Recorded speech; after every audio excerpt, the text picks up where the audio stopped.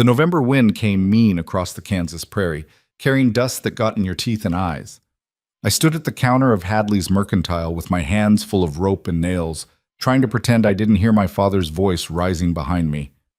"She's built for labor, not for loving," he said to whoever would listen. Probably Bill Hadley himself, maybe some of the ranch hands who'd come in for tobacco. Strong as an ox, twice as stubborn, I've raised her honest, but there's no softness in her, never has been. My fingers tightened on the rope until the fibers bit into my palms. 3 years ago, words like that would have sent me running to the barn to cry where no one could see. 2 years ago, they would have made me angry enough to snap back, earn myself a smack for insolence. Now they just settled into my bones like cold into a winter cabin. Familiar, expected, almost comfortable in their constancy. "Mornin', Mara," Bill Hadley said, careful not to meet my eyes as he tallied my supplies. He'd known me since I was 6 years old, used to slip me peppermint sticks when Pa wasn't looking. Now he couldn't get me out of his store fast enough. "Morning." I counted out coins from the leather pouch on my belt, worn smooth from years of use. Money I'd earned myself, doing laundry for Mrs. Chen and helping old Thomas Wardell repair his fence line. Pa took most of it for household expenses, but he let me keep enough to buy what we needed. Small mercy, that. Behind me, my father's voice dropped lower, but not low enough. Already 23 and not a prospect in sight. Her sister was engaged at 17. Pretty little thing, sweet-natured like her mother was. But Mara... He made a sound somewhere between a sigh and a grunt. Mara got my mother's looks and my grandfather's temperament. It's a curse on both of us. "That seems harsh, Jacob," Bill said quietly. "Harsh is reality. I'm trying to be practical about our future." I gathered my purchases, rope coiled over one shoulder, nails rattling in their paper sack. The door stood 20 feet away. I could make it. I'd made it dozens of times before, walking out of rooms where people discussed my failings like I was a horse with bad knees. Too much initial investment, not enough return. Then boots hit the wooden floor behind me, and a voice I didn't recognize said, "You're wrong." The whole store went quiet. Even the wind seemed to pause. I turned, slow, because sudden movements felt dangerous just then. The man stood maybe 6 feet from my father, and he was the kind of presence that made a room rearrange itself around him. Tall, taller than Pa by 3 or 4 inches, with shoulders that suggested he'd done real work, not just the supervisory kind. Dark hair needed cutting, stubble shadowed his jaw, and his clothes were trail-worn but well-made. Good boots. Better than anyone in Red Hollow wore except maybe the banker. But it was his eyes that caught me. Gray like storm clouds and currently fixed on my father with an expression I couldn't quite name. Not anger, exactly. Something colder than that. "I beg your pardon?" My father drew himself up to his full height, which was still a couple inches short of the stranger's. "I said you're wrong." The man's voice stayed level, almost conversational, but it carried. "About your daughter."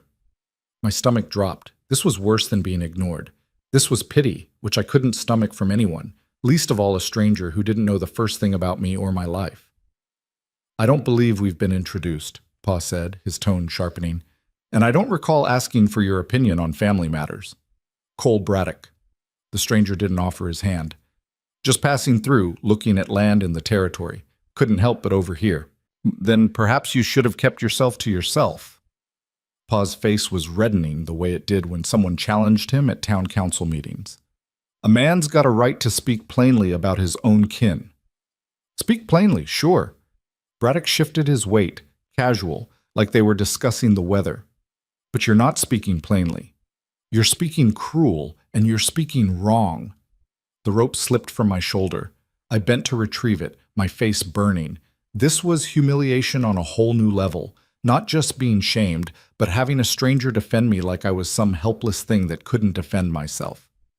"You don't know what you're talking about," I said, my voice rougher than intended.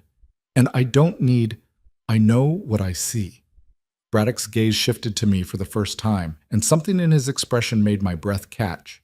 Not pity, not even sympathy exactly. More like recognition. Woman who can handle rope and hardware like it's second nature. Hands that know work, eyes that don't miss much. He paused. "That's not unfit for marriage.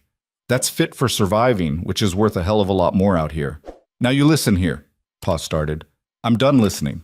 Braddock cut him off without raising his voice. I heard enough. You want to run down your own daughter. That's between you and your conscience. But don't expect the rest of us to nod along like it's gospel truth. The silence that followed felt like standing in the eye of a tornado. Bill Hadley had frozen with his hand on the cash register. Two ranch hands by the pickle barrel stared openly. Mrs. Chen, who'd been examining fabric samples, held a bolt of calico like she'd forgotten what it was for, and my father looked like he'd been slapped. You've got some nerve, Pa finally managed, coming into our town, hearing half a conversation, and presuming to lecture me about my own daughter. Didn't hear half. Braddock's jaw tightened. Heard you loud and clear. No man in his right mind would have her. That was the phrase, wasn't it? My face went from burning to numb. He'd heard that part, the worst part, the part that had been eating at me since Pa said it. Facts aren't lectures, Pa shot back.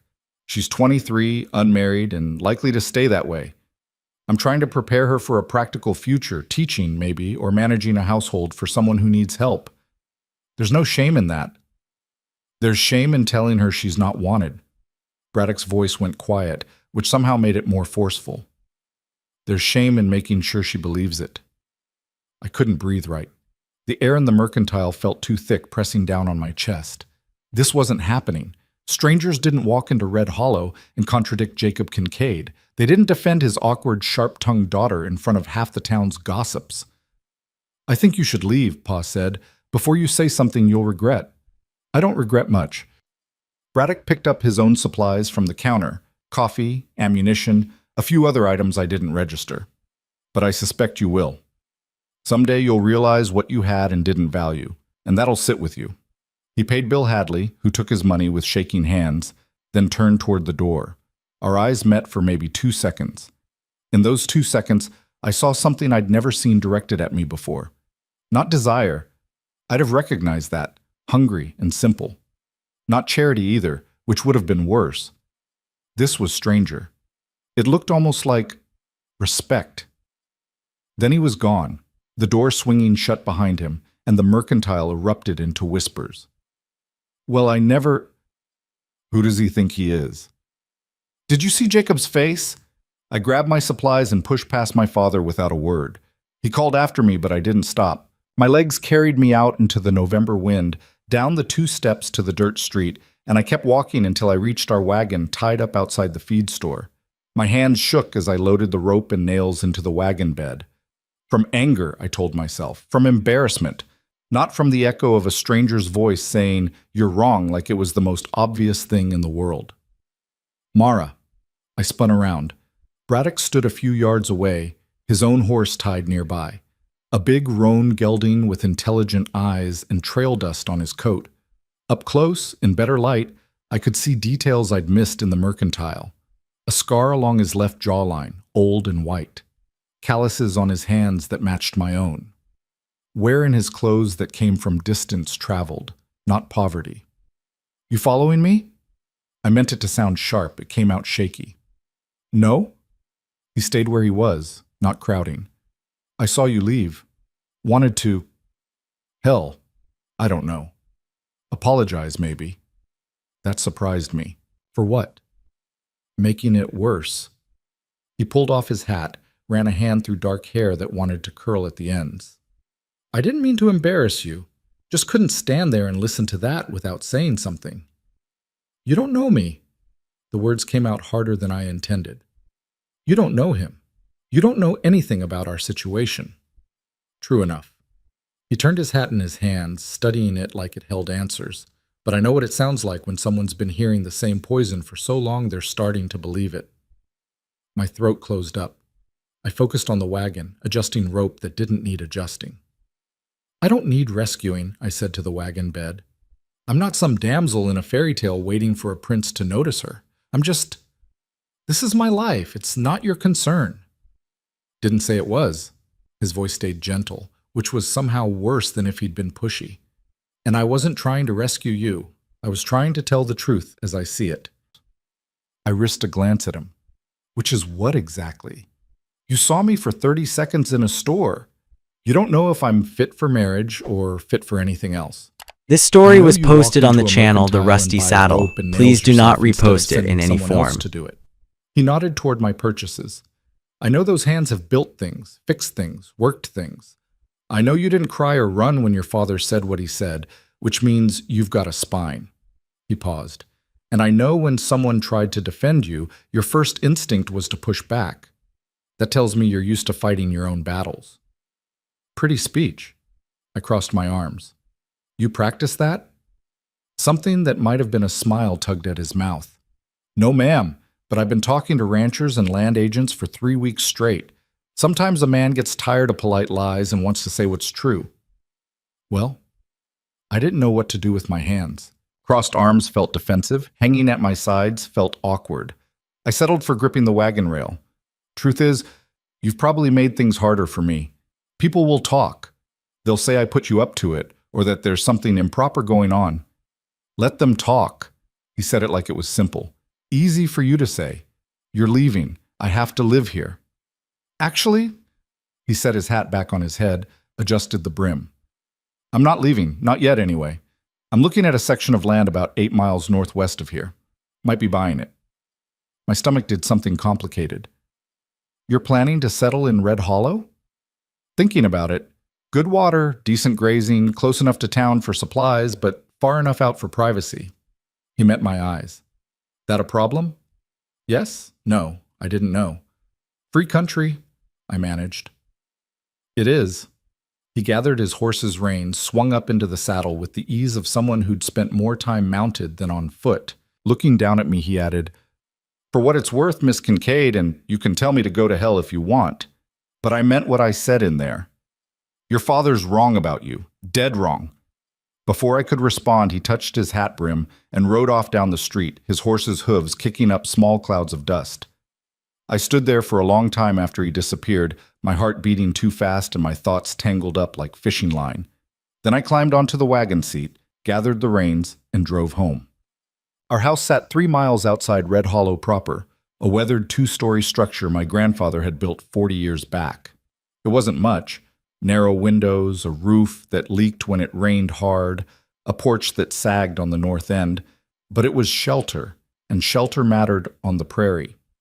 My sister Emma met me in the yard, all golden hair and pretty concern. Mara, thank goodness, she hurried over, her skirts swishing. At 19, Emma had already received 3 marriage proposals, turned down 2, and was considering her options on the 3rd. Men orbited her like moths around a lamp, drawn to her soft voice and softer eyes. Pa came back in such a state. What happened in town? I climbed down from the wagon, started unloading supplies. Same as always. He said some stranger insulted him in front of half the mercantile. Emma took the lighter sack from my arms, though I hadn't asked for help. Said the man was rude and inappropriate. That's one way to tell it? I hefted the rope over my shoulder. Mara, she caught my sleeve. What really happened?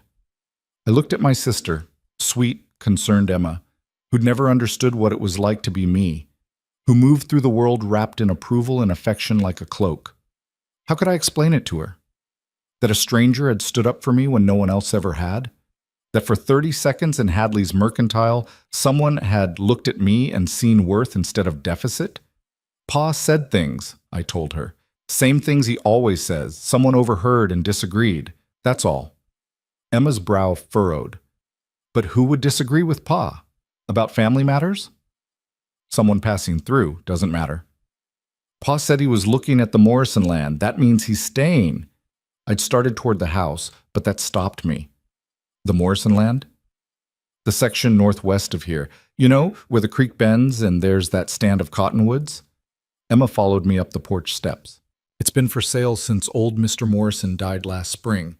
Pa heard the stranger was meeting with the land agent tomorrow.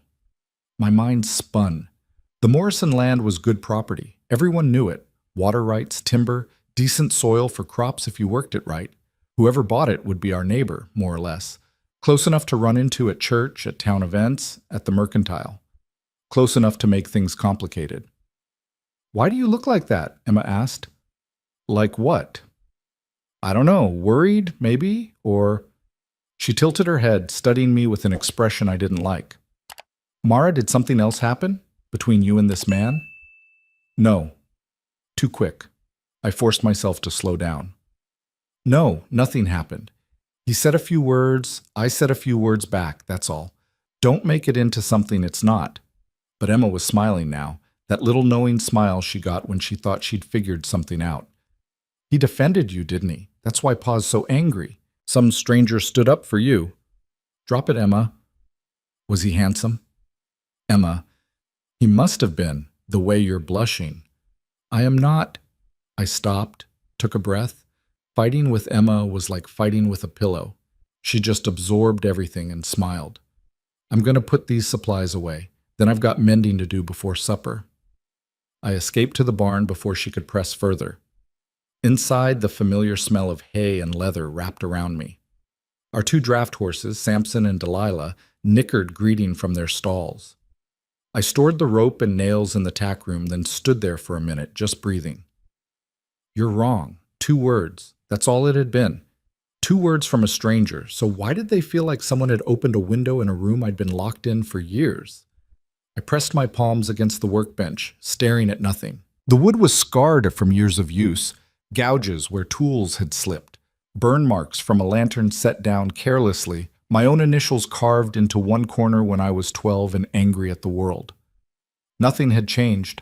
I was still Jacob Kincaid's unmarriageable daughter, still the one who worked instead of charmed, who spoke blunt instead of sweet, who was built, as Pa said, for labor, not for loving. One stranger's opinion didn't change facts, but it changed something. It changed the voice in my head that had been agreeing with Pa for too long.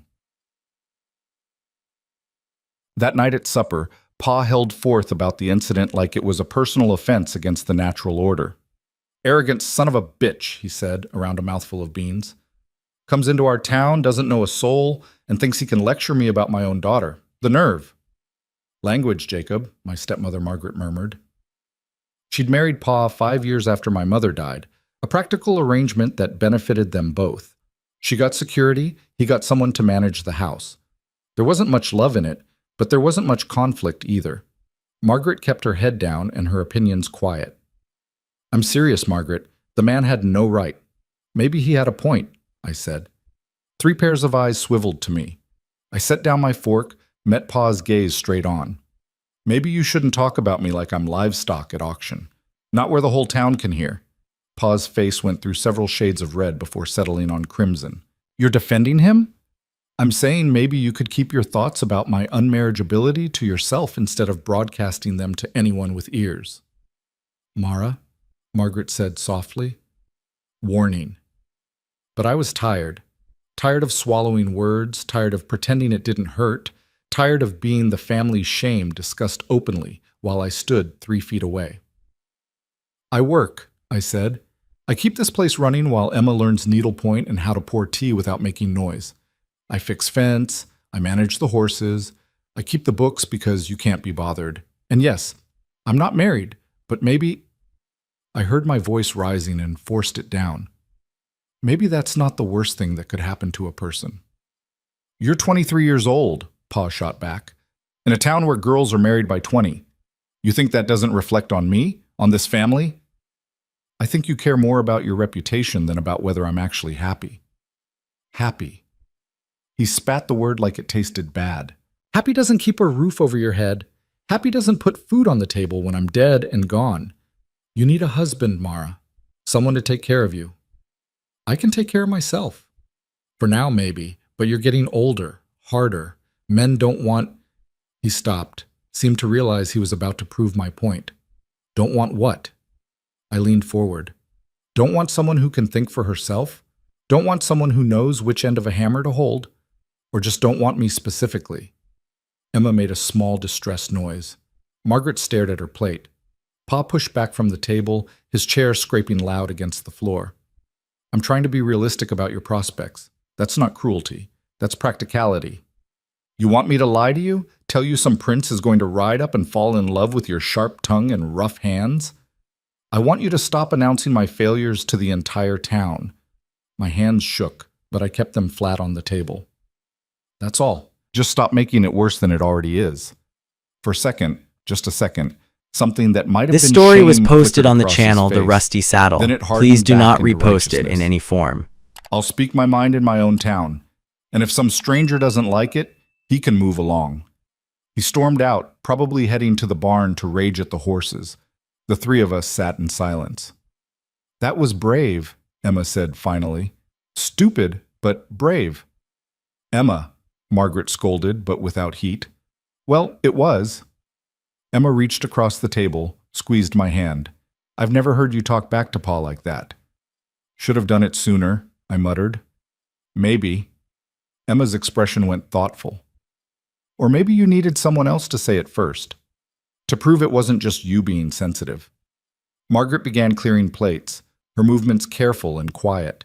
She'd perfected the art of being invisible in this house, of sliding through tension without getting caught in it. I helped her carry dishes to the kitchen, my thoughts a jumbled mess.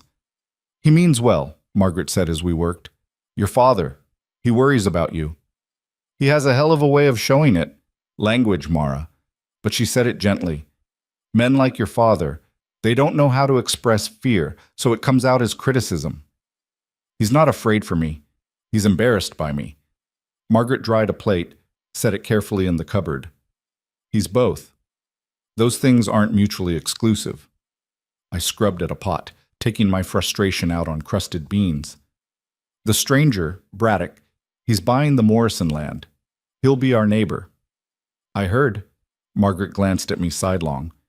That complicate things? I don't know him. He doesn't know me. There's nothing to complicate. She didn't sound convinced. What? Nothing. She handed me another pot. Just be careful, Mara.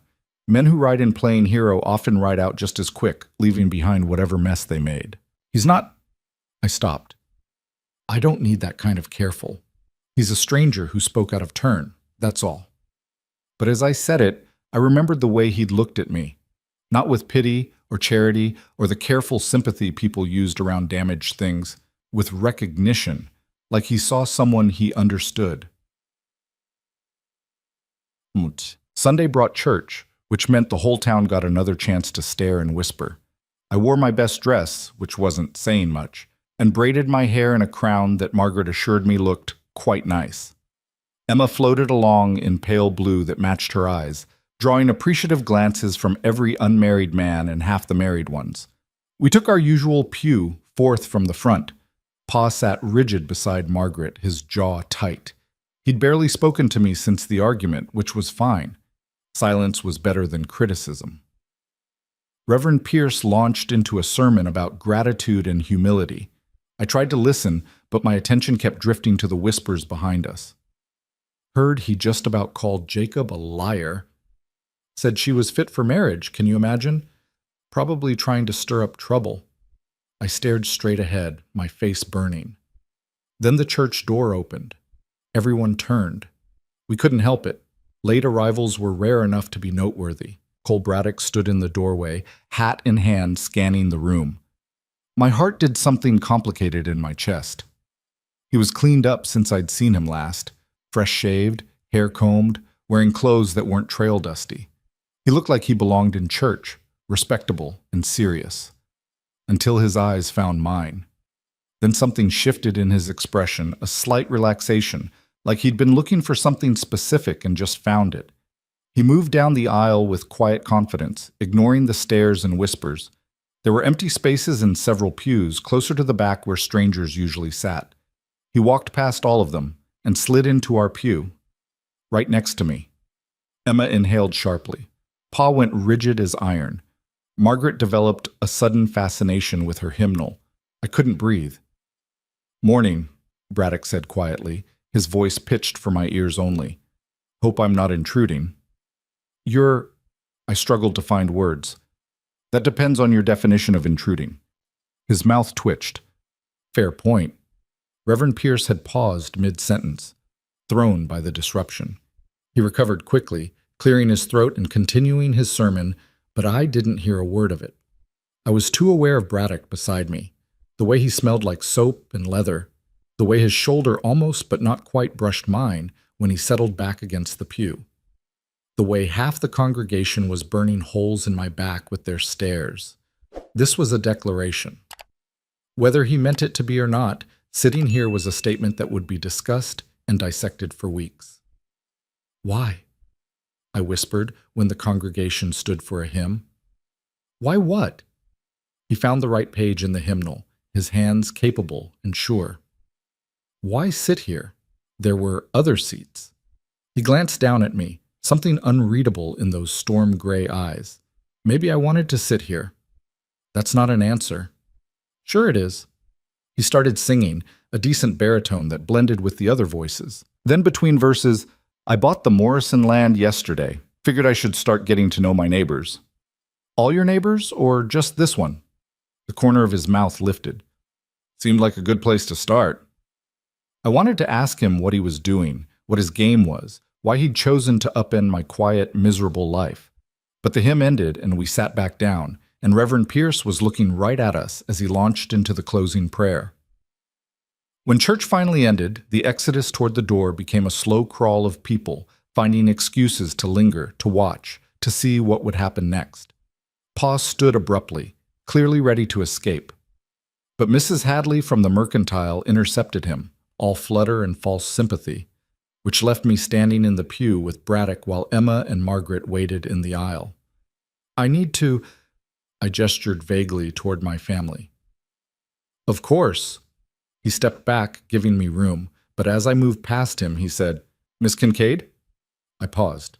"I'm planning to ride out to the property tomorrow, start surveying what needs doing." He hesitated, which seemed unlike him. "If you wanted to see it, offer an opinion on the layout, I'd value that."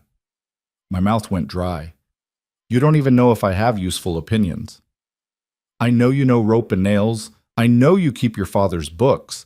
I know you can handle a wagon." He met my eyes. "That tells me you'd see things I'd miss, things that matter for making a place livable." It was the most roundabout invitation I'd ever received, and the most tempting. I started. "Just think about it," he said. "If you're interested, meet me at the fork in the river road tomorrow afternoon, around 2. If you don't show, no harm done." Then he was moving past me, nodding politely to Emma and Margaret, and heading out into the autumn sunlight.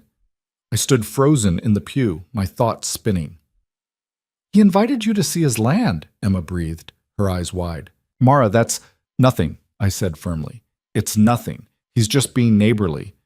But the look Emma gave me said she didn't believe that any more than I did.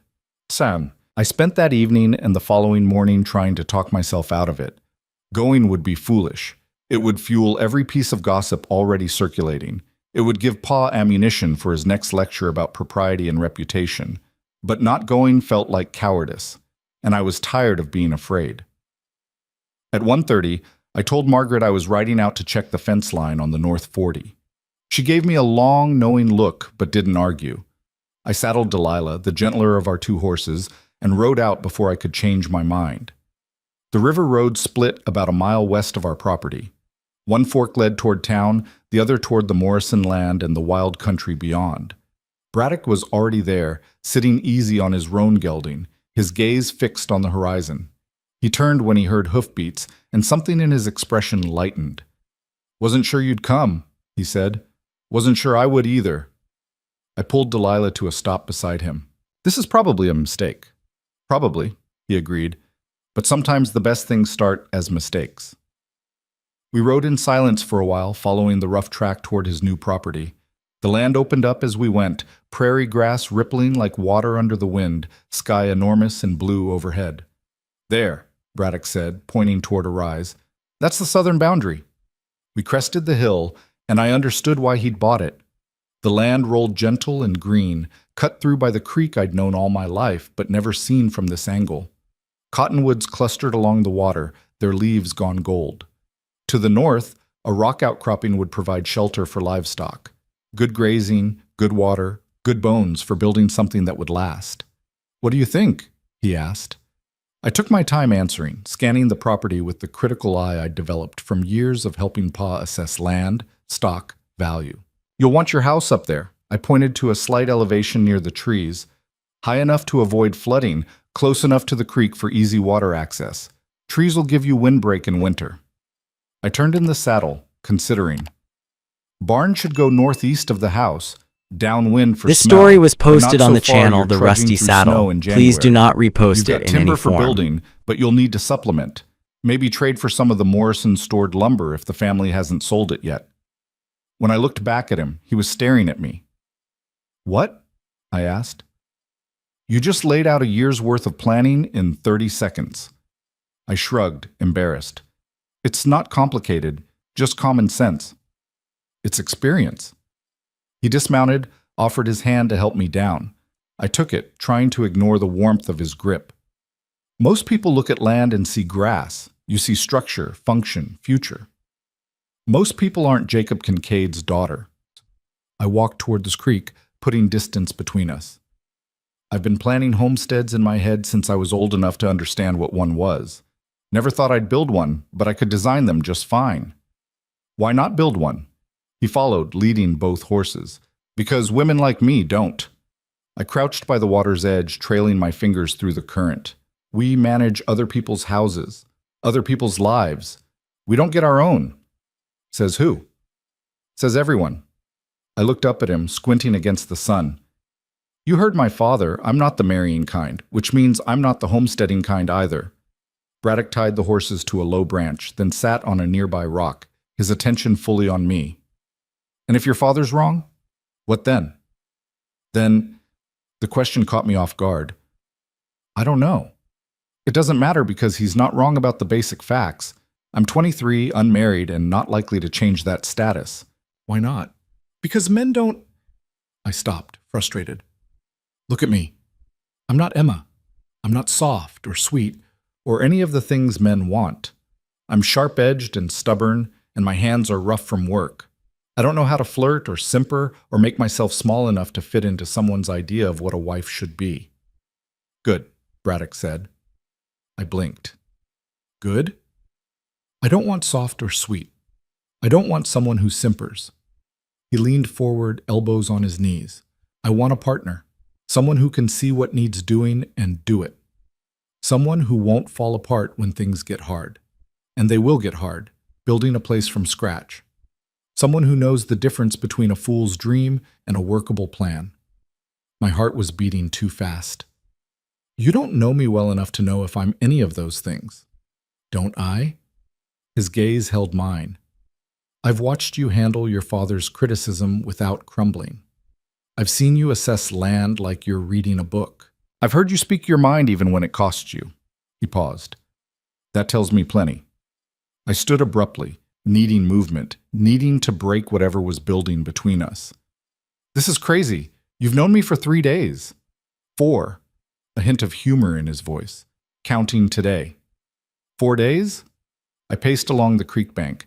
You can't just decide someone's worth marrying in 4 days. Who said anything about marriage? That stopped me cold. I turned back to him. Then what are we doing here? Why invite me to your land? Why sit next to me in church? Why? I gestured helplessly. Why any of this? He stood, moved closer, but didn't crowd. I'm saying I see something worth knowing better, worth spending time with. Where it goes from there, He shrugged. That's up to both of us. But I'm not interested in playing games or following rules that don't make sense. I like you, Mara Kincaid. I like your mind and your honesty and the way you see the world. If that makes me crazy, so be it. No one had ever said anything like that to me before. No one had ever looked at me the way he was looking at me now. Like I was something valuable, something worth having. It terrified me. I should go, I managed, before people notice I'm gone.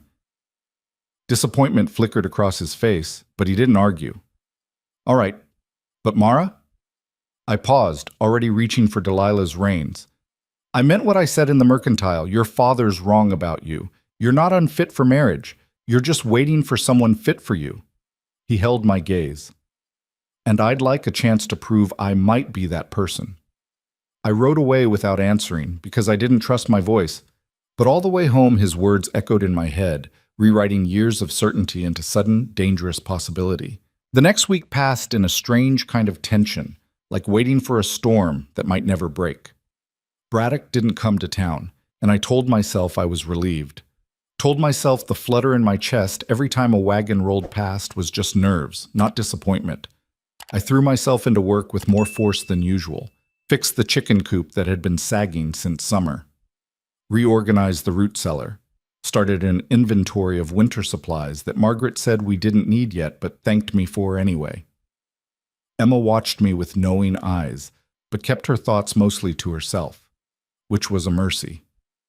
Pa stayed angry in that cold, silent way of his, not yelling, just radiating disapproval every time I walked into a room.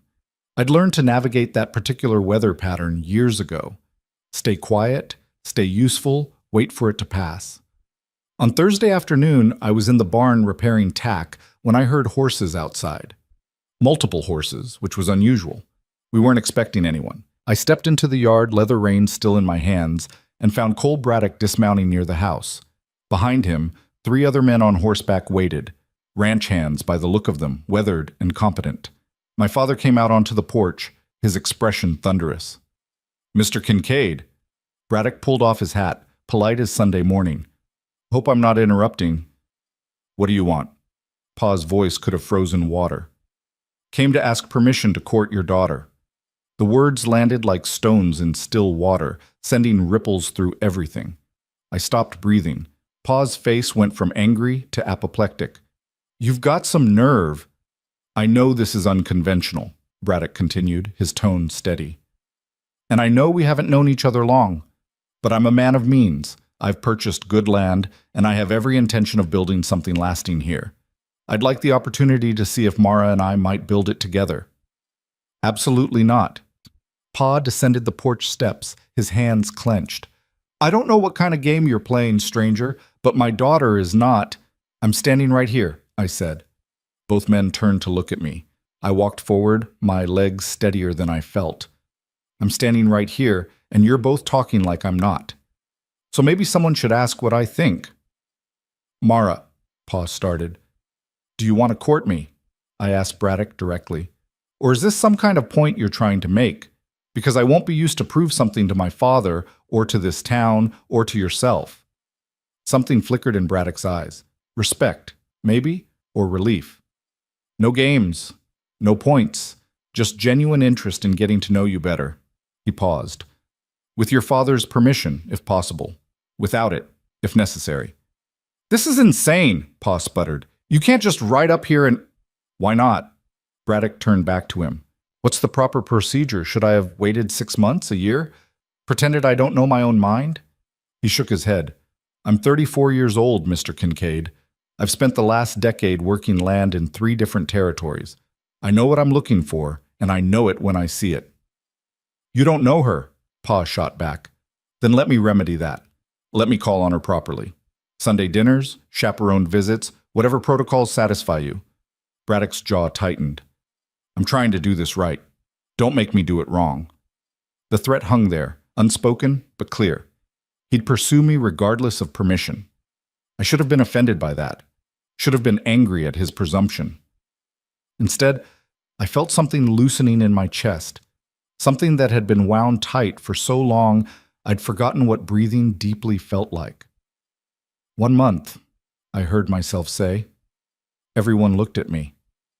"1 month of proper courtship," I continued, amazed at how calm my voice sounded. "Chaperoned visits, Sunday dinners, conversations in the parlor with the door open." I met Braddock's gaze. "At the end of that month, we both decide if this is something worth continuing. Either of us can walk away, no hard feelings." "Mara, you can't be serious," Pa said. "Why not?" I turned to him. "You've been telling me for years I need to find a husband. Someone's finally interested. Shouldn't you be pleased?" "Not him. Not like this." "Like what? Honestly? Directly?" I felt heat rising in my voice and forced it down. "Or is the problem that he didn't ask your permission first before speaking to me? That he treated me like I have a say in my own future?" Pa's mouth worked, but no sound came out. Margaret appeared in the doorway, Emma just behind her. Both looked shocked, but Margaret recovered first. "Jacob," she said quietly, "perhaps we should discuss this inside. Let Mara and Mr. Braddock have a moment to talk. I'm not leaving them alone." They're in the yard in broad daylight with 4 witnesses, Margaret said, firmer now. I think This story was propriety is posted on the safe. channel The Come Rusty inside. Saddle. Please She do took not Pa's repost elbow it and in any somehow form. maneuvered him toward the house. Emma lingered, her eyes darting between me and Braddock, before Margaret called her inside too. The ranch hands on horseback suddenly found the horizon fascinating. Braddock and I stood 5 feet apart in the dusty yard, the November sun slanting low and gold across everything. That was bold, I said finally. Too bold? He searched my face. Maybe. I twisted the leather reins in my hands, needing something to do. You could have asked me first, before coming here, before making it a public thing. You're right, I should have. He took a step closer, not quite invading my space, but near enough that I had to look up to meet his eyes. But I meant what I said in there. I know my own mind, and I didn't want there to be any question about my intentions. Not with you, not with your father, not with this town that seems so eager to write your story for you. My story, I repeated. What do you know about my story? Only what you've shown me and what I've heard. He hesitated. I asked around town. Not gossip, facts. You keep your father's books because he's not good with numbers. You broke a horse last spring that 2 experienced hands said was untrainable. You organized the church library when no one else would touch it. You taught yourself to read surveyor's maps from a book you borrowed from the land office. My face heated. You've been investigating me. I've been trying to understand who you are beyond what your father says. His voice softened. Everything I learned made me more certain, not less. You're exactly what I thought you were. Capable, intelligent, stronger than most people realize. Or maybe I'm just desperate enough to ignore the warning signs. That stopped him. What warning signs? I looked at him, really looked. At the way he stood, confident but not arrogant. At the small scar on his jaw that I wanted to ask about. At the hands that knew work but also showed restraint, never reaching for me without permission. You come out of nowhere, I said. No family anyone knows about, no references, just money and determination. You pick a fight with my father in public, then show up at church, then invite me to see your land, and now this. I gestured at the house where I could see Pa's silhouette pacing behind the window. Normal men don't operate like that. You're right. He didn't look away. Normal men don't. But I stopped being normal about the time I decided I was tired of working other people's land and started saving every penny to buy my own. Took me 12 years, Mara. 12 years of hiring out, living rough, denying myself anything that wasn't absolute necessity. He paused. A normal man would have given up, would have settled for comfortable instead of pushing for better. I didn't. So, no, I'm not normal. Question is whether that's a warning sign or a recommendation. I wanted to trust him. That was the terrifying part. I wanted to believe that someone could see me clearly and still choose me, not out of pity or desperation, but genuine preference. But trust was a luxury I'd learned to live without. 1 month, I said again. And we go slow. No more public declarations, no more surprises. You want to court me? We do it properly. Relief washed over his features. Agreed. And at the end of that month, we're honest with each other. If it's not working, we say so. No hard feelings, no drama. Fair enough. He extended his hand. Deal? I looked at his hand for a long moment. Taking it felt like stepping off a cliff into space, not knowing if I'd fall or fly. I took it. His grip was warm, calloused, steady. We shook once, formal as a business arrangement, then let go. I should talk to your father, he said. Try to smooth things over. Good luck with that. I managed something that might have been a smile. He holds grudges like some people hold scripture verses. I've dealt with difficult men before. Braddock turned toward the house, then paused. Mara? Thank you for giving this a chance. After he went inside, I stood in the yard for a long time, listening to raised voices through the walls. Pa's anger, Braddock's calm responses, Margaret's occasional interjections. Emma slipped out the back door and materialized at my elbow. This is the most exciting thing that's ever happened in this family, she whispered. This is a disaster. It's romantic. It's reckless. I rubbed my temples. What am I doing, Emma? Something brave. She linked her arm through mine. Something you want. When's the last time you did that? I didn't have an answer. Inside, the voices quieted. A few minutes later, Braddock emerged, his expression carefully neutral. He collected his hat from where he'd left it on the porch rail, nodded to his waiting men.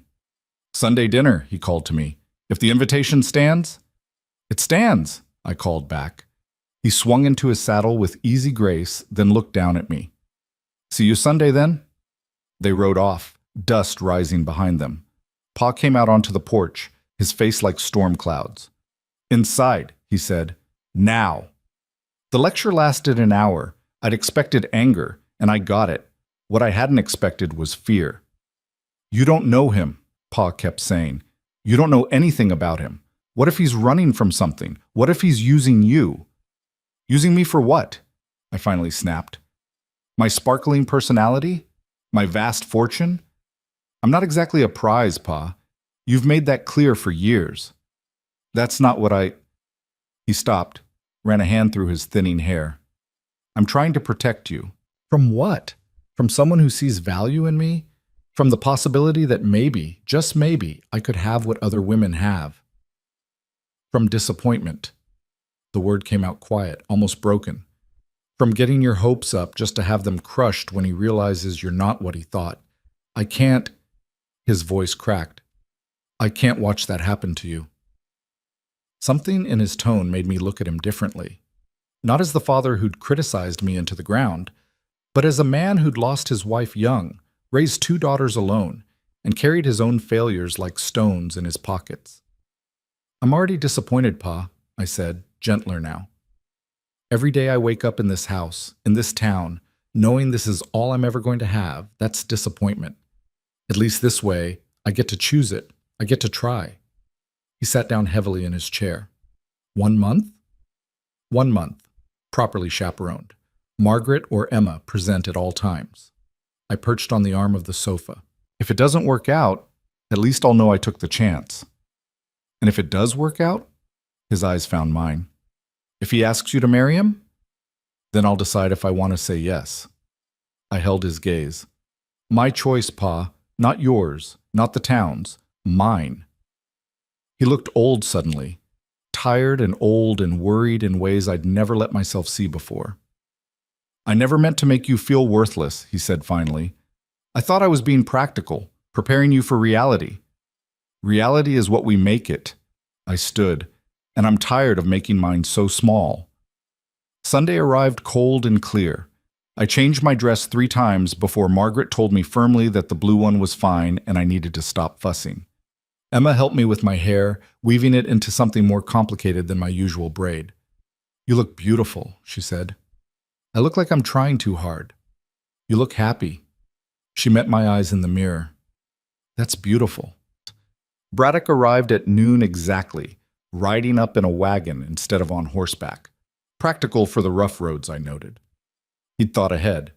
He helped me up to the seat with easy courtesy, then went through the elaborate dance of asking Margaret to accompany us into town for church. She agreed with barely concealed amusement, settling into the wagon bed with a blanket across her lap. The drive into Red Hollow was awkward at first. I didn't know what to say, and Braddock seemed content with silence. But as we left the homestead behind, he asked, "How's your week been?" Such a normal question, such a strange relief. "Busy, fixed the chicken coop, organized supplies, helped Margaret with preserving." I glanced at him.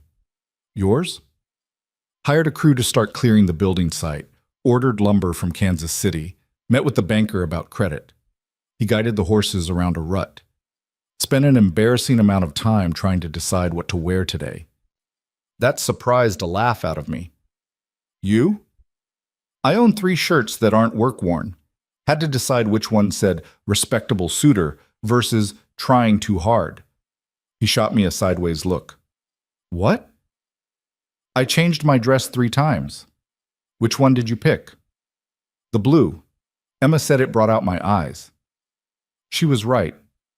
Heat crept up my neck. I focused on the road ahead. Behind us, Margaret made a noise that might have been a cough or might have been a laugh. Church was an ordeal. Everyone stared. Mrs. Hadley actually turned around in her pew to get a better look. The whispers started before we even sat down. Braddock seemed unbothered. He found us seats, not in my family's usual pew, but close enough to be respectable, and sat with his attention on Reverend Pierce like the sermon was the most fascinating thing he'd ever heard. I tried to focus on the words. Something about perseverance and faith, but all I could think about was the warmth of Braddock's shoulder near mine, the way half the town was probably taking mental notes to share over Sunday dinner. After the service, we couldn't escape the gauntlet. "Mr. Braddock, so nice to see you settling in," Mrs. Chen said, her eyes sharp with curiosity. "And courting our Mara. How unexpected." "Not unexpected," Braddock said easily. This story was Fortunate, posted maybe. on the channel The Rusty Unexpected Saddle. would be if Please I'd do not come to Red repost Hollow it in and any not form. notice the most capable woman in town. Mrs. Chen blinked. She'd been fishing for gossip and gotten a compliment instead. Bill Hadley was more direct. "Heard you bought the Morrison place. Planning to ranch?" "Some. Mostly crops, I think. Wheat. Maybe corn." Braddock's hand came to rest on the small of my back, light but definite.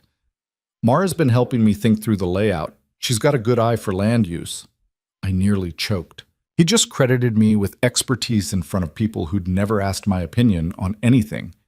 "Has she now?" Bill said, his tone careful. "Best advice I've gotten since arriving." Braddock smiled, but it didn't quite reach his eyes.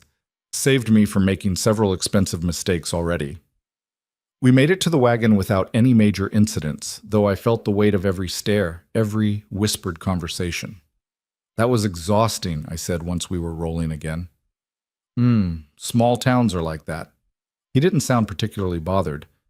"Everyone's got opinions about everyone else's business. And now we're the business. Rather be interesting than invisible." I looked at him. That's easy to say when you haven't spent 23 years being invisible. His expression softened. "You're right. I'm sorry. That was thoughtless." The apology startled me. Pa never apologized. Most men I knew would rather chew glass than admit they'd said something wrong. "It's fine," I said. "It's not, but I appreciate you saying so." He was quiet for a moment, then, "When I was 16, my father told me I'd never amount to anything. Said I was too stubborn, too proud, too unwilling to accept my place." He glanced at me.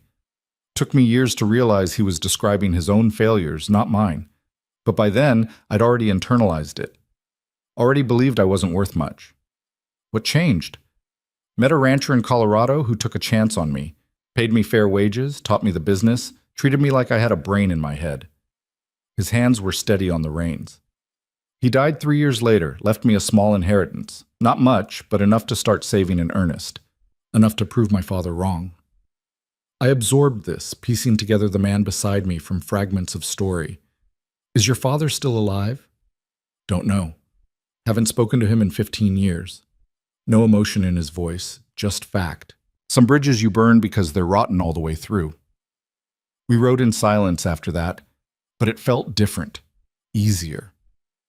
At the house, Margaret excused herself to help with dinner preparations, which was code for giving us supervised time alone in the parlor. Emma sat in the corner with needlework she wasn't actually doing, her eyes bright with interest. Braddock and I settled into chairs near the window, the space between us carefully proper. "Tell me about your mother," he said. The question caught me off guard. "Why?" "Because you never mention her. Because your father talks about Emma taking after her, but never you." He leaned back. "Seems like there's a story there." I twisted my hands in my lap.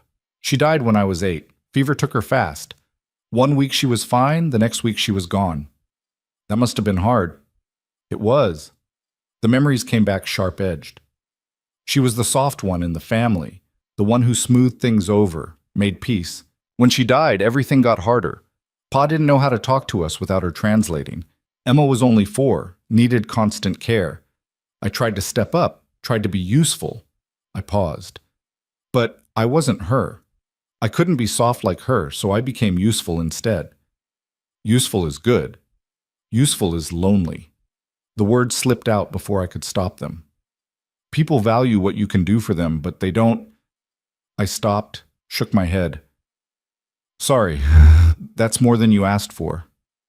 Don't apologize. His voice was gentle. I asked because I wanted to know, not the surface version everyone sees, but the real story. Across the room, Emma's needlework had gone completely still. Your turn, I said. Tell me something real. Braddock considered. I'm afraid of failing. Not in the small ways. Everyone fails small, but failing big. Buying this land, building this life, and having it all fall apart because I missed something crucial or wasn't strong enough to hold it together. That's honest. You asked for real. He met my eyes. Real is, I'm 34 years old and I've never had anything that was truly mine. Everything I've built for someone else. Every success has been temporary. This is my chance to create something permanent, and that terrifies me. Why tell me that? I asked. Most men would hide that kind of doubt.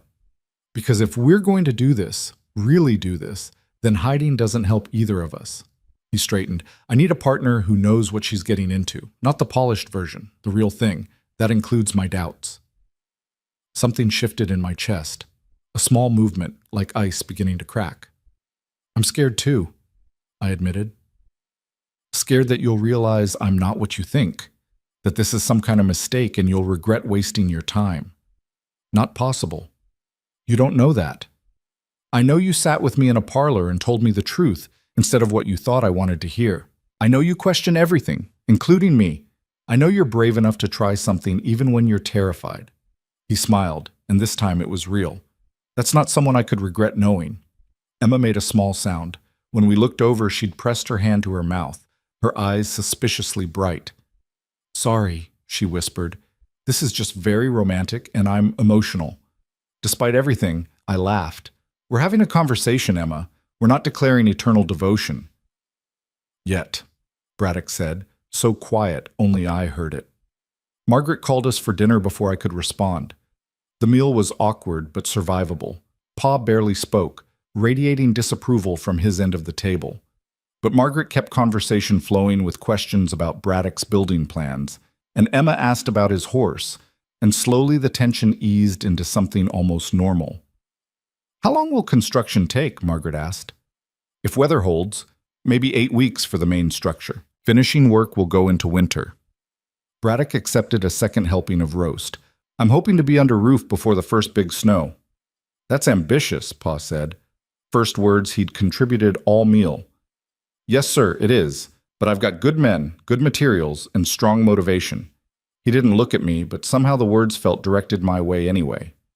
And if you don't make it? If winter comes early? Then I winter in town and finish in spring. Braddock's tone stayed even. I've lived through worse than a cold season in a boarding house. Pa grunted, which was as close to approval as he ever got. After dinner, Braddock helped clear plates despite Margaret's protests. I caught him in the kitchen, arms full of dishes. You don't have to do that, I said. I know, but your mother, Margaret I mean, cooked. Seems fair to help with cleanup. You trying to impress everyone? Just trying to be useful. He set the dishes by the basin. That a problem? No, it's just unexpected. I moved to the window, looked out at the darkening prairie. Most men wouldn't bother. I'm not most men. I'm starting to realize that. He came to stand beside me, close but not touching. Is that a good thing? I considered. Outside, the sun was setting red and gold, painting the grass in shades of fire. Inside, my family was navigating this strange new reality with varying degrees of grace. And here, in this kitchen that smelled like roast and bread, I stood with a man who'd upended my entire world in less than 2 weeks. Ask me in a month, I said, but part of me already knew the answer. The month that followed moved in strange rhythms, too fast in some moments, glacially slow in others. Braddock came to dinner every Sunday without fail, and twice during the week he'd ride over with some excuse about needing advice on lumber grades or fence placement. Margaret chaperoned with varying degrees of subtlety, sometimes leaving us alone in the parlor for stretches that bordered on scandalous, other times hovering so close I could hear her breathing. Emma declared the whole thing better than any novel she'd ever read, and took to asking Braddock increasingly personal questions until Margaret threatened to ban her from the parlor entirely. Pa stayed suspicious, but grudgingly civil. He'd started addressing Braddock by his first name instead of that man, which I took as progress. And me? I was trying not to think too hard about how quickly I was getting used to having Cole Braddock in my life. It was the third week of December when things shifted. I'd ridden out to his property on the excuse of bringing him lunch. Margaret's idea, delivered This story with was such posted on the obvious channel The matchmaking Rusty intent that I'd Saddle. nearly Please do refused not on repost principle. it in any form. But the morning was clear and cold, and I hadn't seen the building progress in over a week, and maybe I wanted an excuse to see him without the weight of my family's observation pressing down on everything we said. The house was taking shape faster than I'd expected. The frame stood strong against the winter sky, walls already half-planked. A crew of 4 men worked with efficient purpose, their voices carrying across the frozen ground as they called measurements and instructions to each other. Cole stood near the creek, studying a sheaf of papers that flapped in the wind. He'd lost weight since arriving in Red Hollow, or maybe just redistributed it, work carving him leaner and harder. His coat hung open despite the cold, and there was sawdust in his hair. He looked up when he heard my horse, and the expression that crossed his face made my chest tighten. "You didn't have to come all the way out here," he said, but he was already moving toward me, taking Delilah's reins as I dismounted. "Margaret insisted, said you'd probably forget to eat otherwise." I pulled the wrapped bundle from my saddlebag. "She's not wrong, is she? Might have had coffee for breakfast. That's not food. It's warm, and it keeps me awake. That counts." But he took the bundle with obvious gratitude, unwrapping it to find bread, cheese, and 2 thick slices of Margaret's apple pie. "Tell her thank you, and tell her she's spoiling me. Tell her yourself at dinner Sunday." I wrapped my arms around myself against the wind. "Can I see inside?" His face lit up. Yeah, come on." The interior was rough but promising. He'd laid the floorboards himself, he told me, wanting them done right. The main room would be generous, with space for a proper kitchen along one wall and a stone fireplace already half built on the other. A staircase framed out the path to the second floor where he planned 3 bedrooms and a study. "This is more house than one man needs," I said, running my hand along a windowsill that still smelled of fresh-cut pine. "Maybe." He stood in the doorway, backlit by winter sun. "But I'm not planning to stay one man forever." The implication hung between us, too large to ignore. "Cole, I know. 1 month, then we decide." He stepped inside, his boots echoing on the bare floor. "But I'd be lying if I said I was building this for just myself.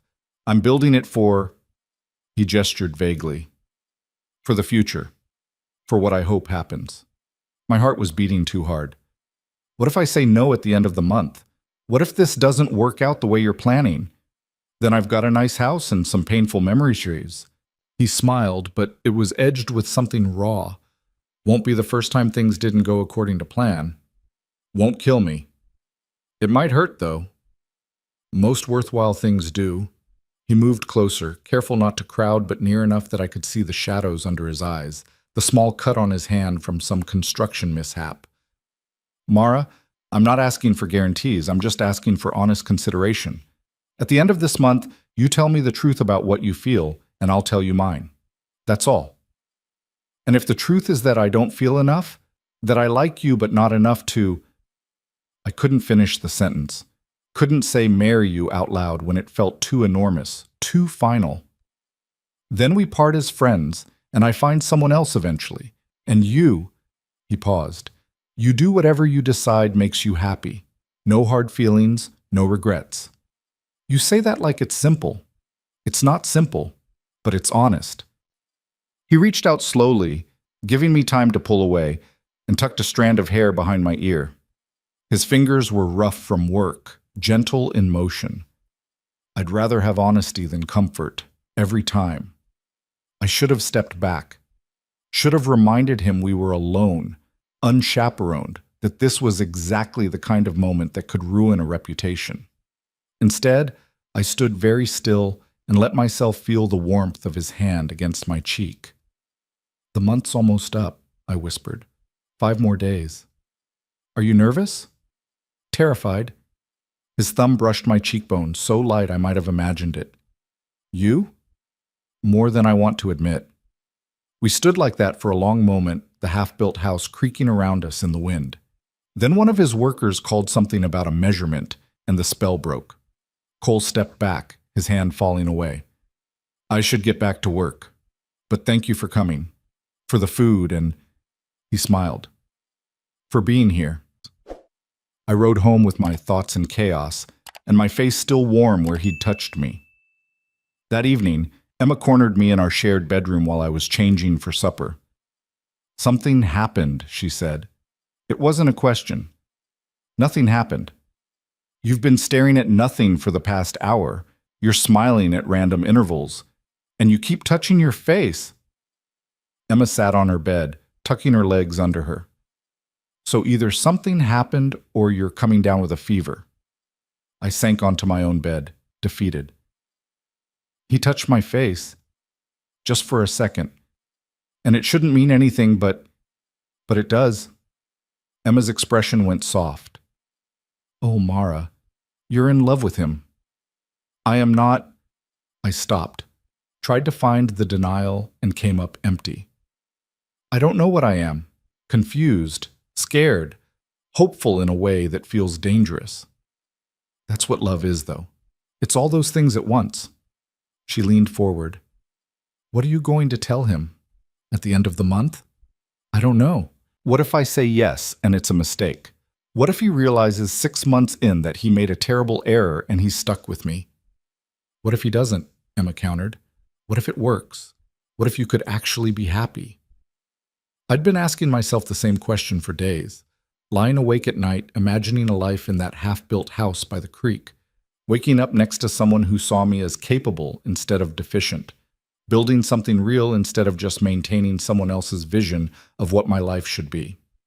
It felt too good to be true, which usually meant it was.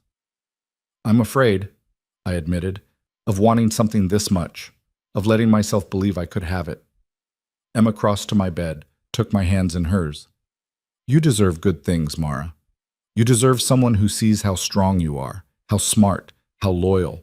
Cole sees that, and he's not running away. Yet. Stop waiting for disaster. She squeezed my fingers. Sometimes good things happen. Sometimes people mean what they say. Let yourself have this. I wanted to believe her, wanted it so badly it ached. The next day brought trouble. I was in town picking up thread for Margaret when I overheard Mrs. Hadley and 2 of her friends near the fabric section. Seen them together without a proper chaperone on multiple occasions? Well, what do you expect? She's desperate, and he's clearly after something. The Morrison land's adjacent to the Kincaid property, isn't it? Convenient how he's courting the daughter. My hands clenched around the thread. I should have walked away, should have ignored the gossip like I'd been ignoring it all my life. Instead, I stepped around the corner and said, if you're going to talk about me, at least get the facts right. All 3 women jumped. Mrs. Hadley's hand flew to her chest. Mara, we didn't what? Didn't mean for me to hear? Didn't think I'd be standing 10 feet away while you tore apart my reputation? I was shaking, but my voice stayed steady. Cole Braddock bought his land before he ever spoke to me, before he even knew my name. So if you're going to spread lies about his intentions, at least pick ones that make sense. Now, dear, we weren't, started Mrs. Patterson, but I cut her off. Yes, you were. You were doing exactly what this town does best, judging people you don't understand for having the audacity to try something different. I stepped closer. Cole could have courted any woman in Red Hollow. Emma's prettier, sweeter, more suitable in every way that supposedly matters. But he chose to pursue me. Maybe instead of questioning his sanity, you should question why that seems so impossible to you. We're just concerned, Mrs. Hadley tried. For your welfare. My welfare was none of your concern when I was 21 and unmarried. It wasn't your concern at 22 or 23, but now that someone's actually interested, suddenly you're worried? I shook my head. I don't need your concern. I need you to mind your own business. I paid for my thread and walked out with my head high, even though my hands were trembling. The story was all over town by evening. Emma heard it from 3 different sources before supper. Pa heard it from Bill Hadley himself, who apparently thought the whole thing was hilarious. You told off Mrs. Hadley? Pa said over dinner, his tone unreadable. I told her the truth. I cut my meat with more force than necessary. She was spreading lies about Cole's motives. Someone needed to set the record straight. And you decided that someone was you? Would you have preferred I let them tear him apart? I met his eyes. Let them convince the whole town he's some kind of con man? Pa set down his fork. No, I wouldn't have preferred that. The admission surprised me. Cole Braddock's been nothing but straightforward since he arrived, Pa continued slowly. This story Like the was words posted on cost the him channel something. The Rusty Saddle. I don't Please like do how not fast this repost is it all in any moving, form. And I still think you barely know him, but he exhaled. He's not a con man. He's just a man who knows what he wants and isn't afraid to go after it. Can't fault him for that. Emma's eyes went wide. Margaret looked like she might cry. So you're saying, I couldn't quite believe what I was hearing. I'm saying if you decide to marry him at the end of this month, I won't stand in your way. Pa picked up his fork again. I won't pretend to be thrilled about it, but I won't fight you on it either. It was the closest thing to a blessing I was likely to get. Thank you, I managed. Don't thank me yet. You still have to decide if you actually want to tie yourself to a man with more ambition than sense. But there was something almost like approval in his voice. Just be sure, Mara. Be absolutely sure. I thought about Cole's hand on my face, about the house he was building with hope woven into every board, about the way he listened when I spoke, like my words mattered. I'm working on it, I said. Sunday arrived cold and bright, the last day of our agreed month. Cole showed up at noon looking like he hadn't slept much, which made two of us. We sat in the parlor with Margaret knitting in the corner, both of us too aware of the calendar, the deadline, the decision looming. I need to tell you something, I said before I could lose my nerve. His expression went carefully neutral. All right. I'm not easy to live with. I have opinions about everything, and I don't know how to keep them to myself. I'll argue with you about crop rotation and fence placement and whether the barn should be red or gray. I'm stubborn and proud, and I don't know the first thing about being soft or accommodating. I know all that. I'm not finished. I twisted my hands together. I've never been in love.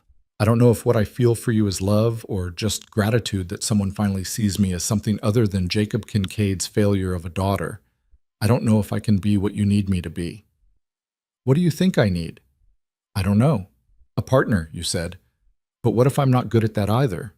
What if I'm so used to being alone that I don't know how to let someone in? Cole set his coffee cup aside and leaned forward, elbows on his knees.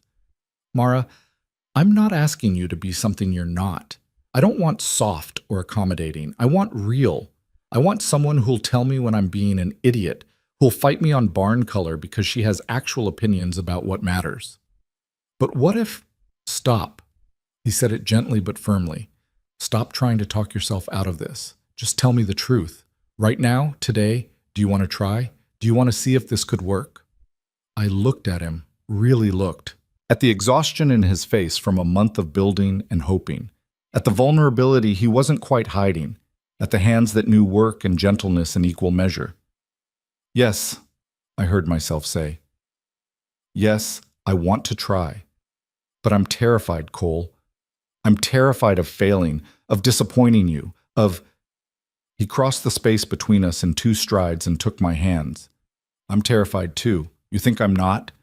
I'm betting everything I have, this land, this house, this whole future I'm trying to build, on the hope that you'll say yes. That's the most frightening thing I've ever done. Then why do it?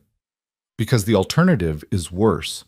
The alternative is playing it safe, settling for comfortable, spending the rest of my life wondering what might have happened if I'd just been brave enough to try. His grip tightened. I'd rather risk everything and fail than never risk anything at all. Margaret's knitting needles had gone still. The room was so quiet I could hear my own heartbeat. So what now? I whispered. Cole's mouth curved into something that wasn't quite a smile. Now I ask you properly. The way I should have asked from the start. He slid off the chair and dropped to one knee, still holding my hands. Oh, I managed. My throat had gone tight. Mara Kincaid, you're the strongest, smartest, most frustratingly stubborn woman I've ever met. You see solutions where other people see problems. You work like you're trying to prove something to the world, and maybe you are, but you've already proved it to me. He paused, his voice dropping lower. I know I'm asking a lot. I know this is fast and scary, and there are no guarantees, but I want to build a life with you. I want to argue about barn colors and crop rotation. I want to wake up next to someone who challenges me to be better. Will you marry me? I couldn't breathe properly. Couldn't think past the pressure in my chest, the way the whole world had narrowed to this moment, this choice, this leap into unknown territory. Yes, I said, then louder, because it felt important that he hear it clearly. Yes, I'll marry you. The smile that broke across his face was like sunrise. He stood, pulling me up with him, and for a second we just stood there, hands clasped, grinning at each other like fools. Then Margaret burst into tears, happy ones from the sound of it, and the spell broke. I should tell your father, Cole said. Officially, I mean. Ask his blessing even though you've already said yes. He's in the barn. Fair warning, he'll probably lecture you about treating me well and meeting your obligations. I can handle that. He squeezed my hands once more, then headed for the door. I sank back into my chair, my legs suddenly unreliable. Margaret abandoned her knitting and crossed to me, pulling me into a rare embrace. I'm so happy for you, dear. So very happy. I just agreed to marry a man I've known for a month, I said into her shoulder. That's insane, right? That's completely insane. Maybe. She pulled back, smiling through tears. But sometimes the best things are a little insane. Emma appeared in the doorway, having apparently been listening from the hall. Did he propose? Did you say yes? She said yes, Margaret confirmed. Emma shrieked and launched herself at me, nearly knocking us both over. I knew it. I knew you would.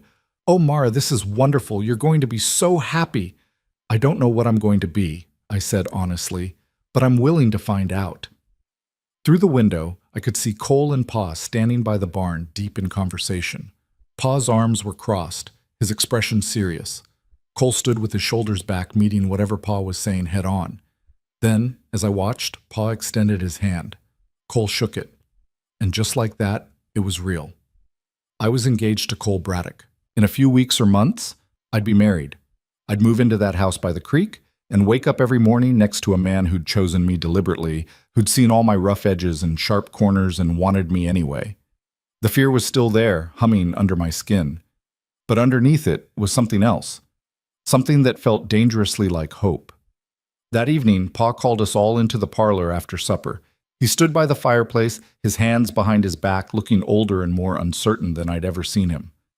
I owe you an apology, he said, looking directly at me. Several, actually, but one in particular. I waited. I spent years convincing you that you weren't good enough, that no man would want you, that your value was in your labor, not in yourself. His voice roughened. I was wrong. About all of it. And I'm sorry, Mara. I'm sorrier than I know how to say. The words landed like stones, heavy with years of accumulated hurt. Why? I asked. Why did you say those things? Why did you make me feel like I was the problem? He was quiet for a long time. When he spoke, his voice was barely above a whisper. Because you reminded me of myself. Stubborn, proud, unwilling to bend.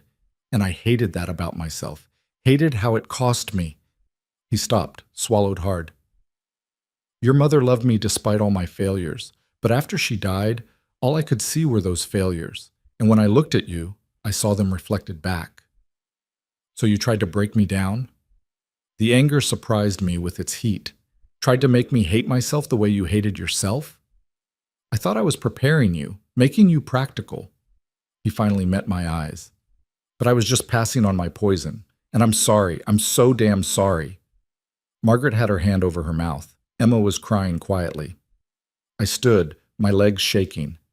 I'm not going to tell you it's fine. It's not fine. You hurt me, Pa, for years, and I'm going to carry that. I know, but I'm also not going to let it define the rest of my life. I took a breath. I'm marrying Cole. I'm going to build something new, something that isn't soaked in all this old pain, and maybe eventually we can figure out how to talk to each other without all this weight between us. I'd like that. His eyes were suspiciously bright. I'd like that very much. He crossed to me then, awkward and uncertain, and pulled me into a hug that felt like it was 20 years overdue. You're worth 10 of me, he murmured into my hair. I should have told you that every day. I'm telling you now. You're worth everything, Mara. And that man out there is lucky to have you. I let myself cry then, finally, all the years of hurt and hope and frustration pouring out against my father's shoulder while he held me and whispered apologies I'd stopped believing I'd ever hear. When we finally pulled apart, Margaret was there with handkerchiefs, and Emma was smiling through her tears. And somehow the world This story felt was lighter than posted it on the had in channel years. The Rusty Saddle. So, Please do not Pa repost said, it in any clearing his form. throat roughly. When's the wedding? Cole and I looked at each other. Soon, I said. Before winter gets worse, before I lose my nerve. Before I wake up and realize this was all some kind of fever dream, Cole added. Pa almost smiled. Soon it is, then. That night, lying in bed with Emma already asleep across the room, I stared at the ceiling and tried to comprehend how completely my life had changed in the space of 1 month. 4 weeks ago, I'd been Jacob Kincaid's unmarriageable daughter with no prospects and no hope of anything better. Now I was engaged to a man who'd built me a house and bet his future on mine. It should have felt impossible. It should have felt like standing on the edge of a cliff, about to jump. Instead, it felt like coming home. The wedding was set for 2 weeks before Christmas, which gave us barely 3 weeks to prepare. Margaret went into a quiet frenzy of organization, while Emma threw herself into making the event romantic and memorable, despite my protests that simple would be fine. You only get married once, Emma said, pinning fabric samples to my dress form. Let me make it special. I'm marrying Cole, not the whole town. That's special enough. Humor me. She held up 2 ribbons, one cream, one pale blue. Which one? Emma, I don't care about ribbons. You will when you see the photographs and everything's perfectly coordinated. She squinted at both options. Blue. Definitely blue. It'll bring out your eyes. I left her to her planning and rode out to the property to check on construction progress. The house was nearly finished now, at least the parts that mattered for living. Cole had pushed his crew hard to get the roof solid and the windows sealed before the wedding. The interior still needed work, walls to paint, floors to finish, a kitchen to properly equip, but it was livable. It was home. Or it would be once I moved into it as Cole's wife. The thought still made my stomach flip. I found him on the roof, hammering shingles into place despite the December cold. When he saw me, his whole face changed. You're supposed to be resting, he called down. Margaret's orders. Margaret can order her own rest. I needed air. I dismounted, tied Delilah to the porch rail. Can you come down? I want to talk. Something in my tone made him set down his hammer immediately. He climbed down the ladder with the ease of someone who'd spent weeks doing exactly that, then brushed sawdust from his hands. What's wrong? Nothing's wrong. I gestured at the house. Can we go inside? The main room still smelled of fresh wood and paint. A makeshift work table stood in one corner, covered with plans and measurements. The fireplace was finished, stone stacked solid and true. Someone, Cole probably, had already brought in a small stack of firewood. I've been thinking about the wedding, I said. His expression went carefully neutral. Having second thoughts? No, not about marrying you. I turned to face him. But about the wedding itself. Emma wants everything perfect. Flowers, decorations, half the town invited, and I keep thinking about how much easier it would be to just not do all that. What are you suggesting? Small ceremony, just family, maybe a few close friends? I studied his face, trying to read his reaction. I know that's not traditional. I know people will talk, but I don't want to stand in front of the whole town and make promises I'm still scared I can't keep. I want it to be real, not a performance. Relief washed over his features. I was hoping you'd say something like that. You were? Mara, I don't need a spectacle. I just need you. He crossed to me, took my hands. If you want to get married in this unfinished house with just your family present, that works for me. If you want to ride into Kansas City tomorrow and find a justice of the peace, that works too. I'm not marrying you for the show. I'm marrying you because I can't imagine building this life with anyone else. The knot in my chest loosened. Emma's going to be disappointed. Emma will survive, he smiled. We can still do something nice, just smaller, more private. What matters is what we're promising each other, not who's watching when we do it. I leaned into him, letting myself take comfort in his solidity. How are you so sure about this? About us? I'm not sure about everything, but I'm sure about you. His arms came around me, steady and warm, and that's enough. We stood like that for a while, the winter wind whistling through gaps in the walls, the house settling around us with small creaks and groans.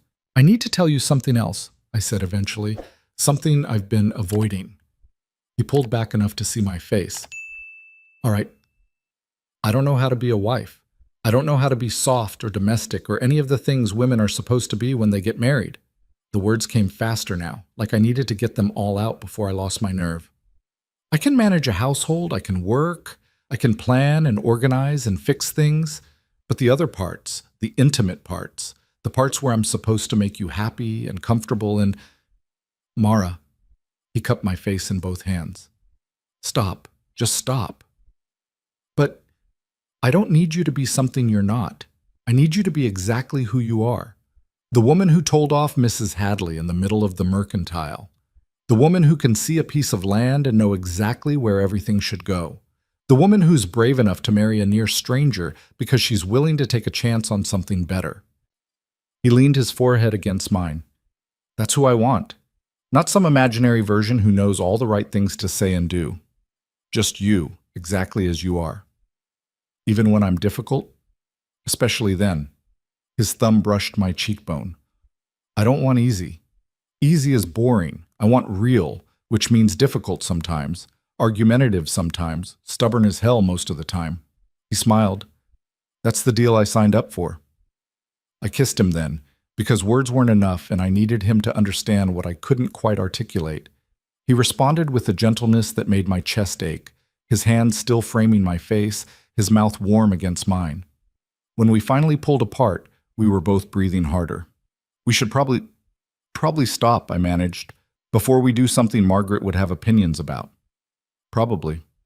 But he didn't move away. For what it's worth, I'm having a hell of a time keeping my hands to myself around you. Only 2 more weeks. It feels like a lifetime. I laughed, surprised by the giddiness rising in my chest.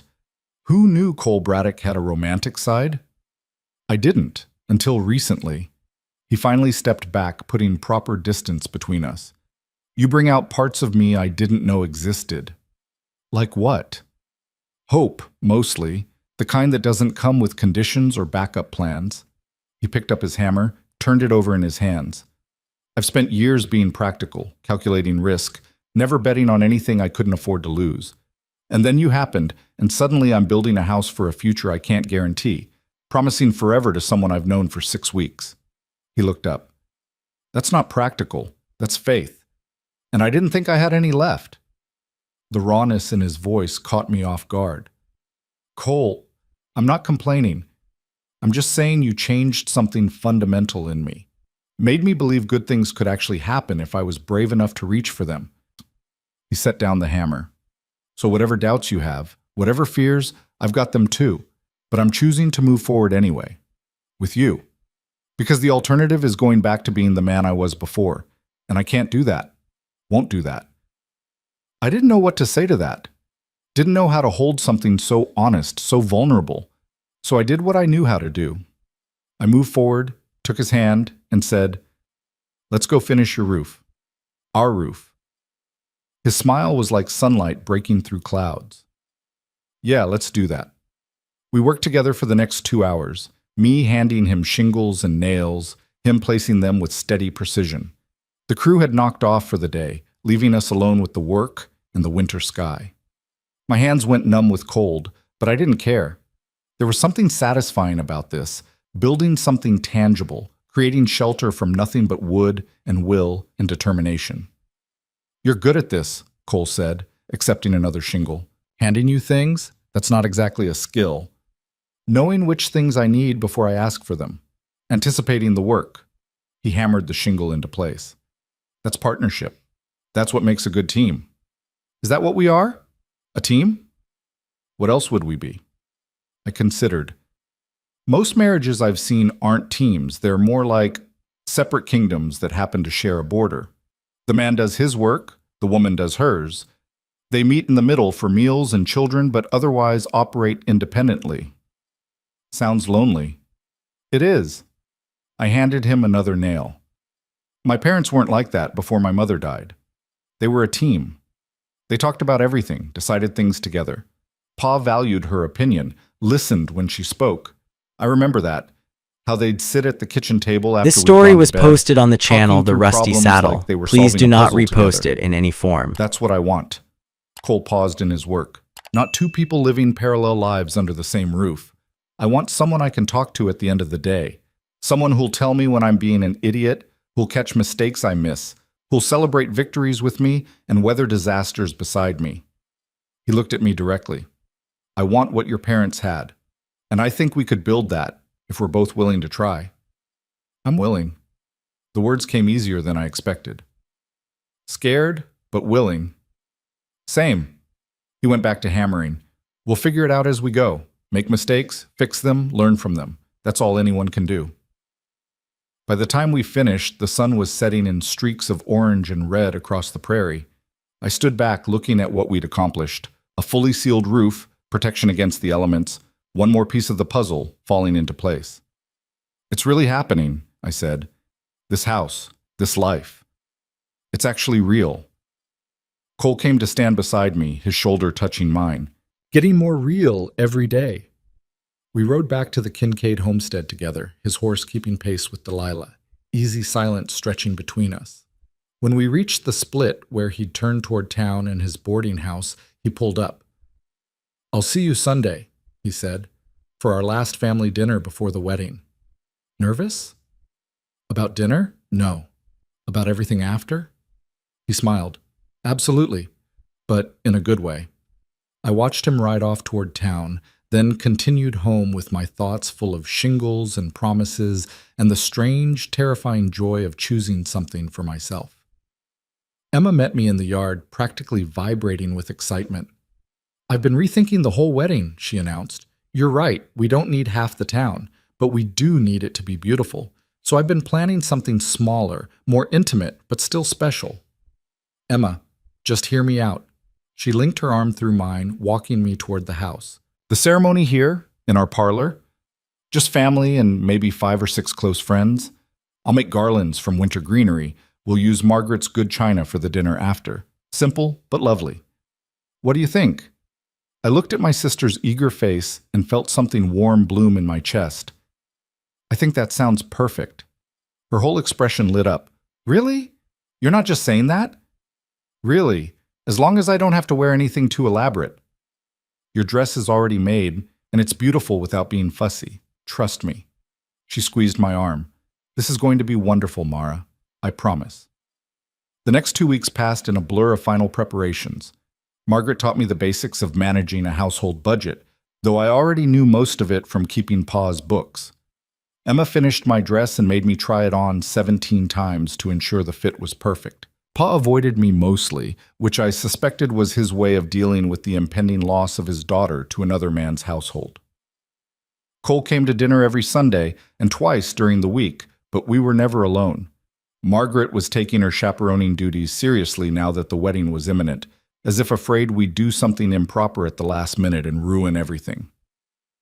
Does she think we're going to run off together? I asked Emma one evening. She thinks you're both wound so tight you might combust if left unsupervised. Emma grinned. She's not wrong. You can barely sit still when he's in the room. I can too sit still. You've rearranged that teacup 4 times in the last minute. I looked down. She was right. I forced my hands into my lap. It's normal to be nervous, Emma said, gentler now. You're about to marry someone and move into a new house and start a completely different life. That's enormous. I know. I just wish I felt more certain. Certain about Cole? No, I'm certain about him, certain about us. I struggled to articulate what I meant. I'm uncertain about me, about whether I can actually be what he needs, build what we're trying to build. Emma set down her sewing. Mara, you've been building things your whole life, building, systems, solutions. This is just another kind of construction. You'll figure it out the same way you figure everything else out, by trying, failing, adjusting, trying again. And if I fail too badly to recover? Then Cole will help you fix it. That's what partners do. She picked up her sewing again. Stop catastrophizing. You're going to be fine.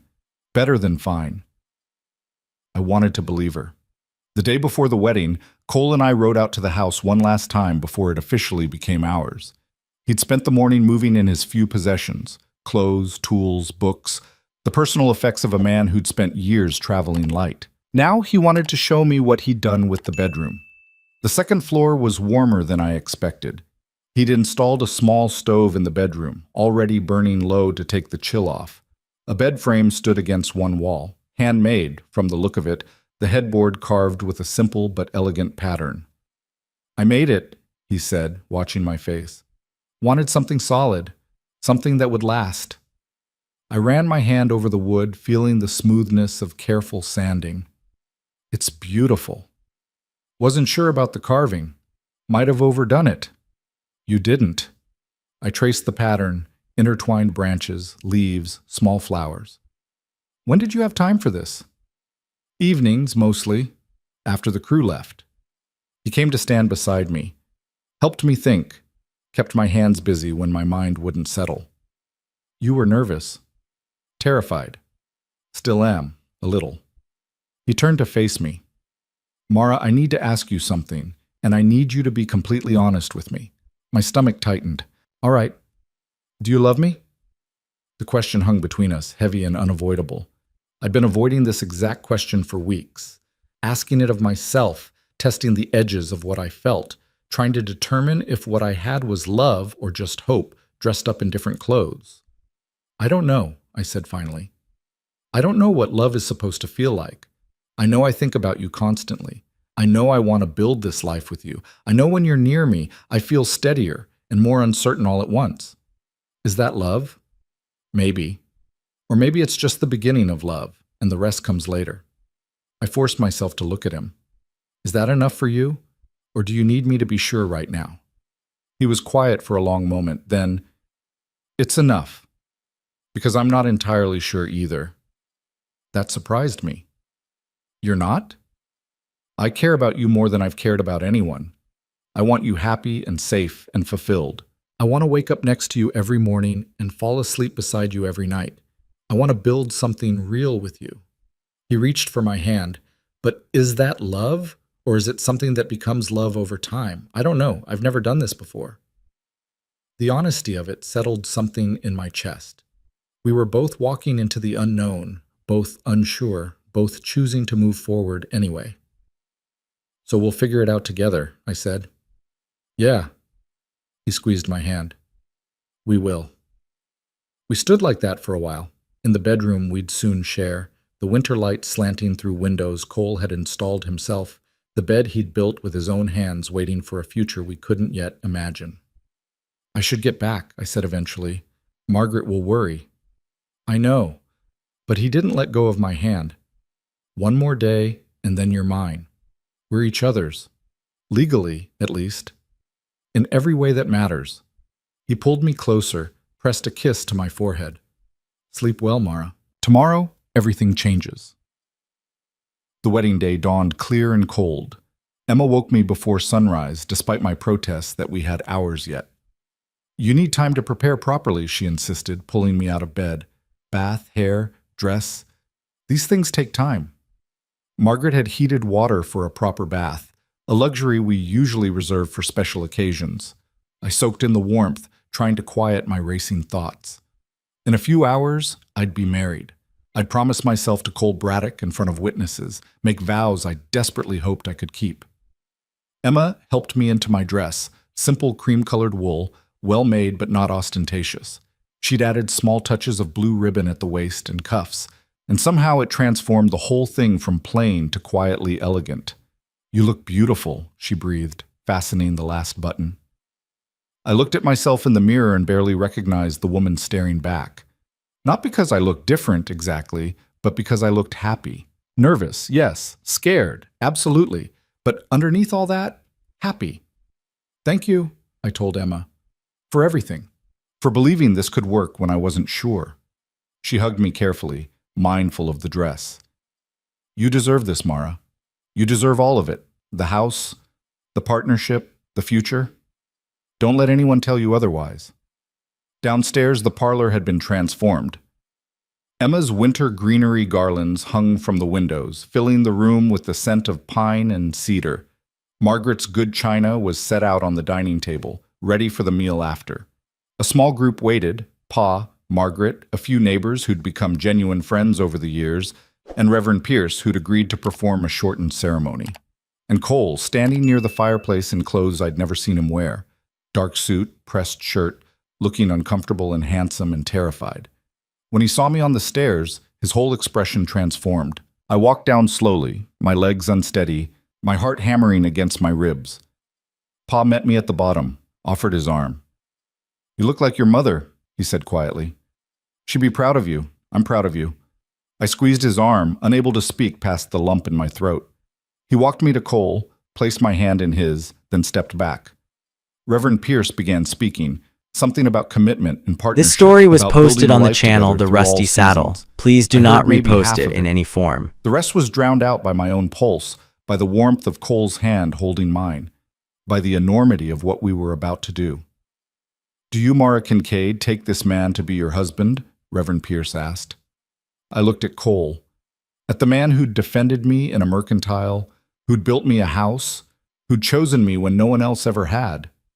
"I do," I said, and meant it completely. "And do you, Cole Braddock, take this woman to be your wife?" "I do." His voice was steady, sure. His hand tightened on mine. "Then by the power vested in me, I pronounce you husband and wife." Cole kissed me before Reverend Pierce could finish the sentence, and the small gathering laughed. It was brief but real, a promise sealed. We were married. The rest of the day passed in a warm blur, dinner with everyone talking and laughing, Emma crying happy tears into her napkin, Pa actually smiling, Margaret beaming with satisfaction. Cole never let go of my hand even while eating, like he needed the physical connection to believe this was real. As evening approached, people began leaving. Pa pulled me aside before he headed to the barn. "I meant what I said earlier. Your mother would be proud." He cleared his throat. "I'm going to try to be better, Mara. As a father, as a man.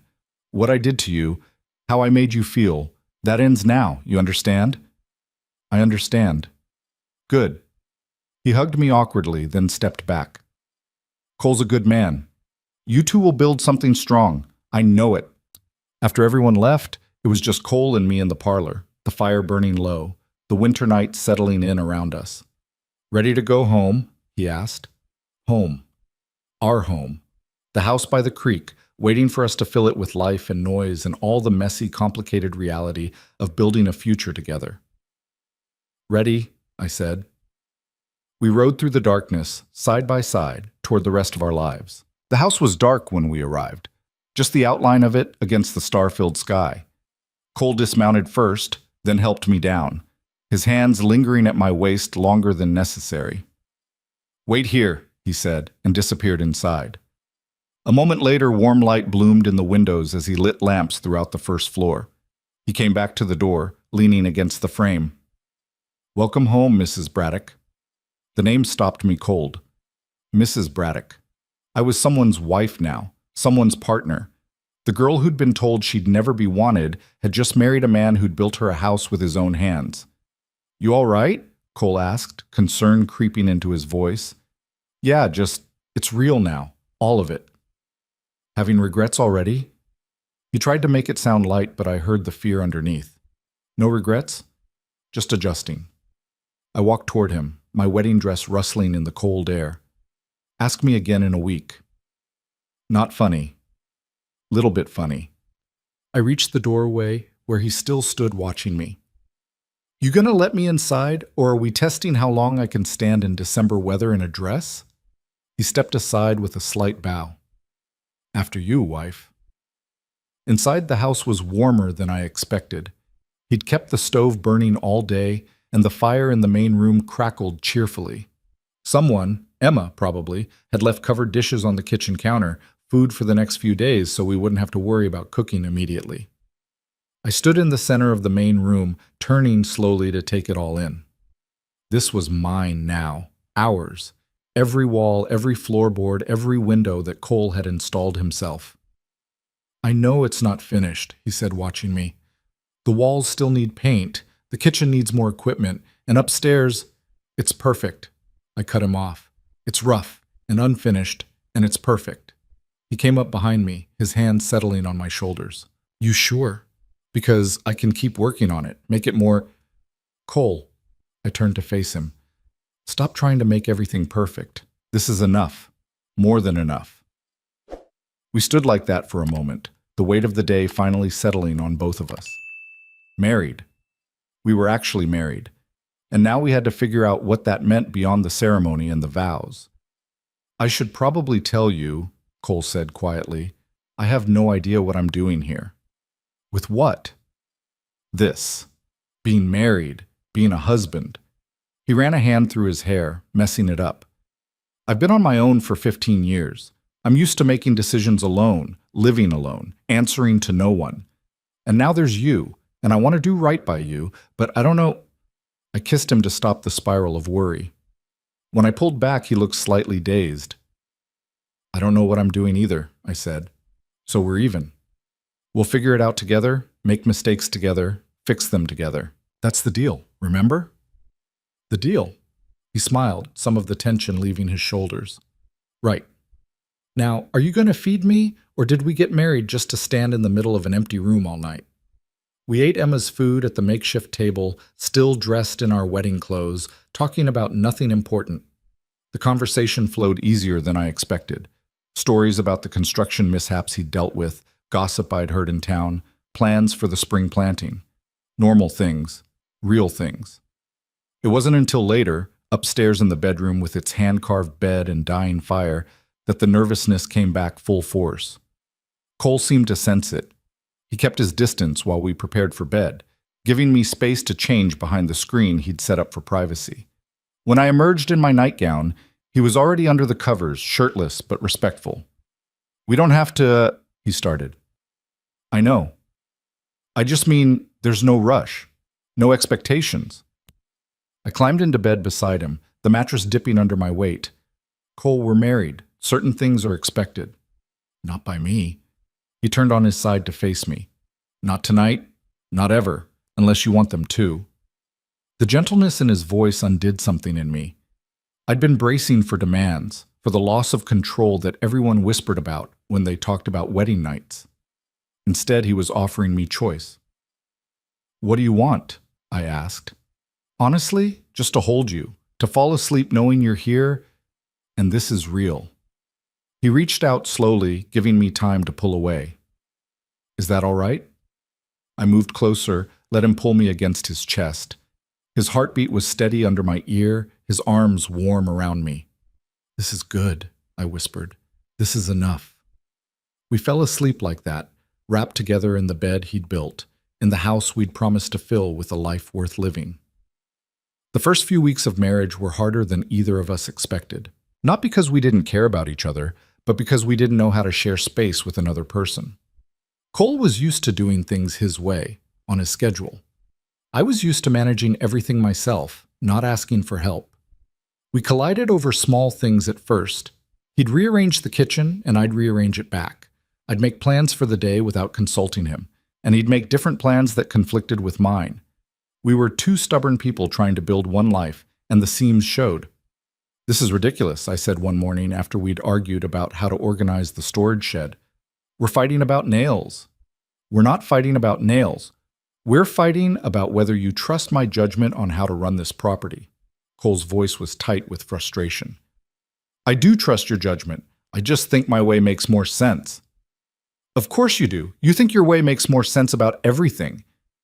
The accusation stung because it was partly true. I'd spent so long being the only one I could rely on that letting someone else make decisions felt like giving up control. I'm trying, I said. I know I'm not good at this, but I'm trying. His expression softened. I know. I'm trying too. But Mara, you have to let me in. Really in. Not just the parts where I agree with you, but the parts where we have different ideas about how things should work. And what if your ideas are wrong? Then we try them anyway, and if they fail, we fix it together. He crossed to me, took my hands. That's what partnership means. Not you managing everything while I stand by and watch. Actually working together, which means sometimes doing things your way, sometimes doing things mine, and sometimes finding a completely different solution neither of us thought of. I wanted to argue. The impulse was so strong I could taste it, but he was right, and I knew it. I hate this, I admitted. Hate not being in control. Hate feeling like I might mess everything up by trusting the wrong person. You're not trusting the wrong person. His grip tightened. You're trusting me, and I'm trusting you. That's terrifying for both of us, but it's also the only way this works. We stood in the half-organized shed, surrounded by tools and supplies, and all the practical pieces of the life we were trying to build, and something shifted between us. Not fixed. We'd have this argument again in different forms, I knew that, but acknowledged. We were both scared, both struggling, both trying. All right, I said, we'll organize it your way. And if it doesn't work, you admit I was right. And if it does work, you admit you don't have all the answers. Deal. It wasn't romance, it wasn't some grand declaration, but it was real progress, and that mattered more. Winter deepened, and with it came the kind of cold that made you question every life choice that had led you to the Kansas prairie. Cole and I learned to work together by necessity, keeping the fire going, managing the livestock, making sure we had enough supplies to last through the worst of the weather. Emma visited when she could, bringing news from town and care packages from Margaret. Pa came once, awkward and formal, inspecting the property with a critical eye that gradually shifted to something like approval.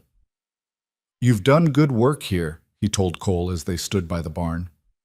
I watched from the house window, unable to hear but able to see the way Pa's posture relaxed, the way Cole's shoulders dropped from their defensive set.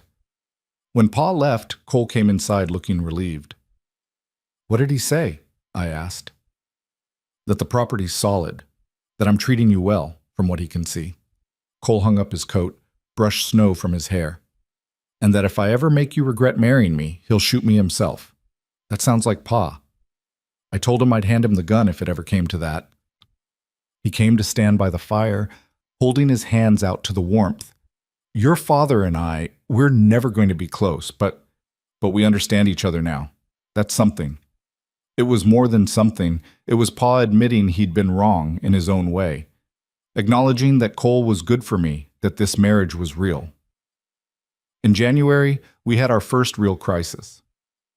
A winter storm came through worse than anyone expected, trapping us in the house for 3 days. The temperature dropped so low that water froze in the basin overnight, and we had to burn through our carefully rationed firewood faster than planned. By the second day, we were both on edge. Cabin fever mixed with genuine worry about supplies. "We should have stocked more wood," I said, watching the dwindling pile by the fireplace. "We stocked what we could before the ground froze. There's no point in should have." Cole was trying to stay calm, but I could hear the tension in his voice. "I'm not blaming you. I'm just saying, you're saying I didn't prepare well enough, that if we freeze to death, it's because I miscalculated." "That's not what I said. It's what you meant." We stared at each other across the cold room, both of us exhausted and scared and taking it out on each other because there was no one else to blame. Then I started laughing. I couldn't help it. The absurdity of it all hit me at once. Here we were, married less than 2 months, fighting about firewood while a blizzard raged outside. "What's funny?" Cole demanded, but I could see his mouth twitching. "Us. This. We're going to freeze to death arguing about who didn't plan well enough." I sank onto the floor near the fire. "If we survive this, we can survive anything." He sat down beside me, close enough that our shoulders touched. "When we survive this. Not if." Optimist. Realist. He pulled a blanket around both of us. "We've got enough wood to make it through. We'll be cold and miserable, but we'll make it." He was right.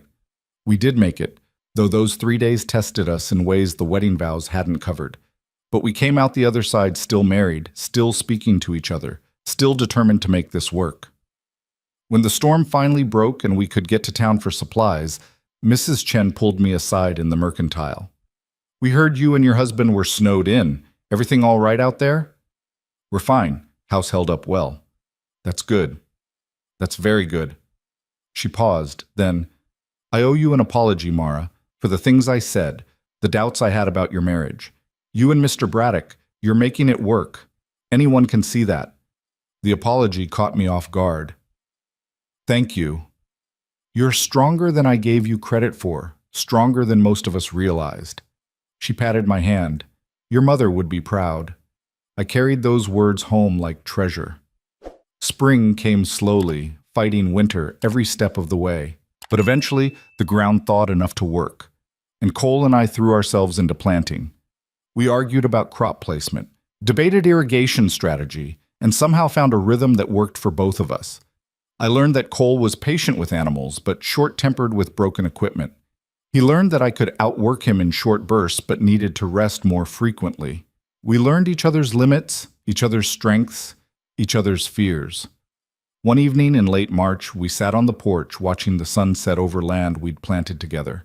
Cole had his arm around me, and I leaned into his warmth. I love you, he said suddenly. I know we weren't sure before, but I'm sure now. I love you, Mara. My breath caught. We'd been married 4 months, and he'd never said those words. I'd never said them either, both of us dancing around the confession like it was too big to speak out loud. I love you too, I said, and felt the truth of it settle into my bones. I think I have for a while, but I was afraid to say it, afraid it would make everything more fragile somehow. And now? Now I think not saying it was what made things fragile, pretending we didn't feel what we felt. I turned to look at him. I love you, Cole Braddock. You're stubborn and frustrating, and you reorganize my kitchen every time I get it the way I like it. But I love you. He kissed me there on the porch, with the prairie wind blowing around us and the last light fading from the sky. And for the first time since we'd married, I felt completely, absolutely certain we were going to make it. Summer brought its own challenges. The crops needed constant attention. The house still needed finishing work. And I discovered I was pregnant. I told Cole one evening after supper, blurting it out without preamble because I didn't know how else to say it. I'm going to have a baby. He froze with a dish in his hands. You're... what? Pregnant. I'm pregnant. I wasn't sure at first, but Margaret confirmed it when she visited last week. And I've been trying to figure out how to tell you, and I'm just telling you now because I can't keep it in anymore. He set down the dish very carefully, then crossed to me and took my hands. Are you all right? How do you feel? Scared, excited, terrified, all of it at once. I searched his face. Are you happy? Angry? I know we didn't plan for this so soon. Happy. I'm happy. His smile was so wide it looked like it might break his face. We're going to have a baby. Mara, we're going to be parents. We have no idea what we're doing. We'll figure it out. Same way we figured out everything else, together, badly at first, better with practice. He pulled me into his arms. A baby. Our baby. I let myself feel it then, the joy underneath the fear. We were creating something new, something that was part both of us. Another piece of the life we were building from scratch. The pregnancy was hard. I was sick for months, couldn't keep food down, exhausted all the time. Cole took over most of the heavy work without complaint, though I could see the strain it put on him. We hired help when we could afford it, leaned on neighbors when we couldn't. Emma moved in for the last month, helping around the house while I grew too large to do much of anything. She and Cole developed an easy friendship, swapping stories while I dozed on the sofa. You picked a good one, Emma told me one afternoon. He's steady, kind, loves you so much it's almost embarrassing to watch. He's also stubborn as a mule and can't admit when he's wrong. Perfect match for you then. She grinned. Seriously, Mara, I know this hasn't been easy, but you two, you're building something real, something that'll last. The baby came in late October, a daughter with Cole's dark hair and my stubborn chin. The labor was brutal, 20 hours of pain that made me swear I'd never do this again. But when they placed her in my arms, tiny and red-faced, and screaming her displeasure at the world, something fundamental shifted in my chest. She's perfect, Cole whispered, his finger tracing her small hand. You're both perfect. I look like I've been run over by a wagon, and she looks like an angry potato. Perfect, he repeated, kissing my forehead. What should we name her? We talked about names for months, circling around options without settling on anything. Now, looking at her scrunched face, I knew. Sarah, after my mother. Cole's eyes went bright. Sarah Braddock. Yeah, that's right. Emma cried when we told her. Pa, when he came to visit, held his granddaughter with shaking hands and tears running down his weathered face. Your mother would have loved her, he told me. Would have loved seeing you like this, happy, settled, building a good life. I'm not settled, I corrected. I'm still figuring it out every day. That's what life is, figuring it out as you go. He looked at me over Sarah's head. But you're doing it right, Mara. You and Cole both. You're doing it right. The first year with Sarah was chaos. Neither Cole nor I knew anything about babies, and she made sure we knew we were incompetent. She cried constantly, slept poorly, and demanded everything we had to give. But she was ours. Our daughter, our family, proof that we'd created something good from the raw materials of hope and determination. Cole was better with her than I expected. He'd walk her around the house at 2 a.m, singing off-key songs about prairie flowers and patient horses. He'd change her without complaint, rock her when she was fussy, talk to her like she could understand every word. You're a natural, I told him one night, watching him settle her back into sleep. I'm terrified every second that I'm doing it wrong.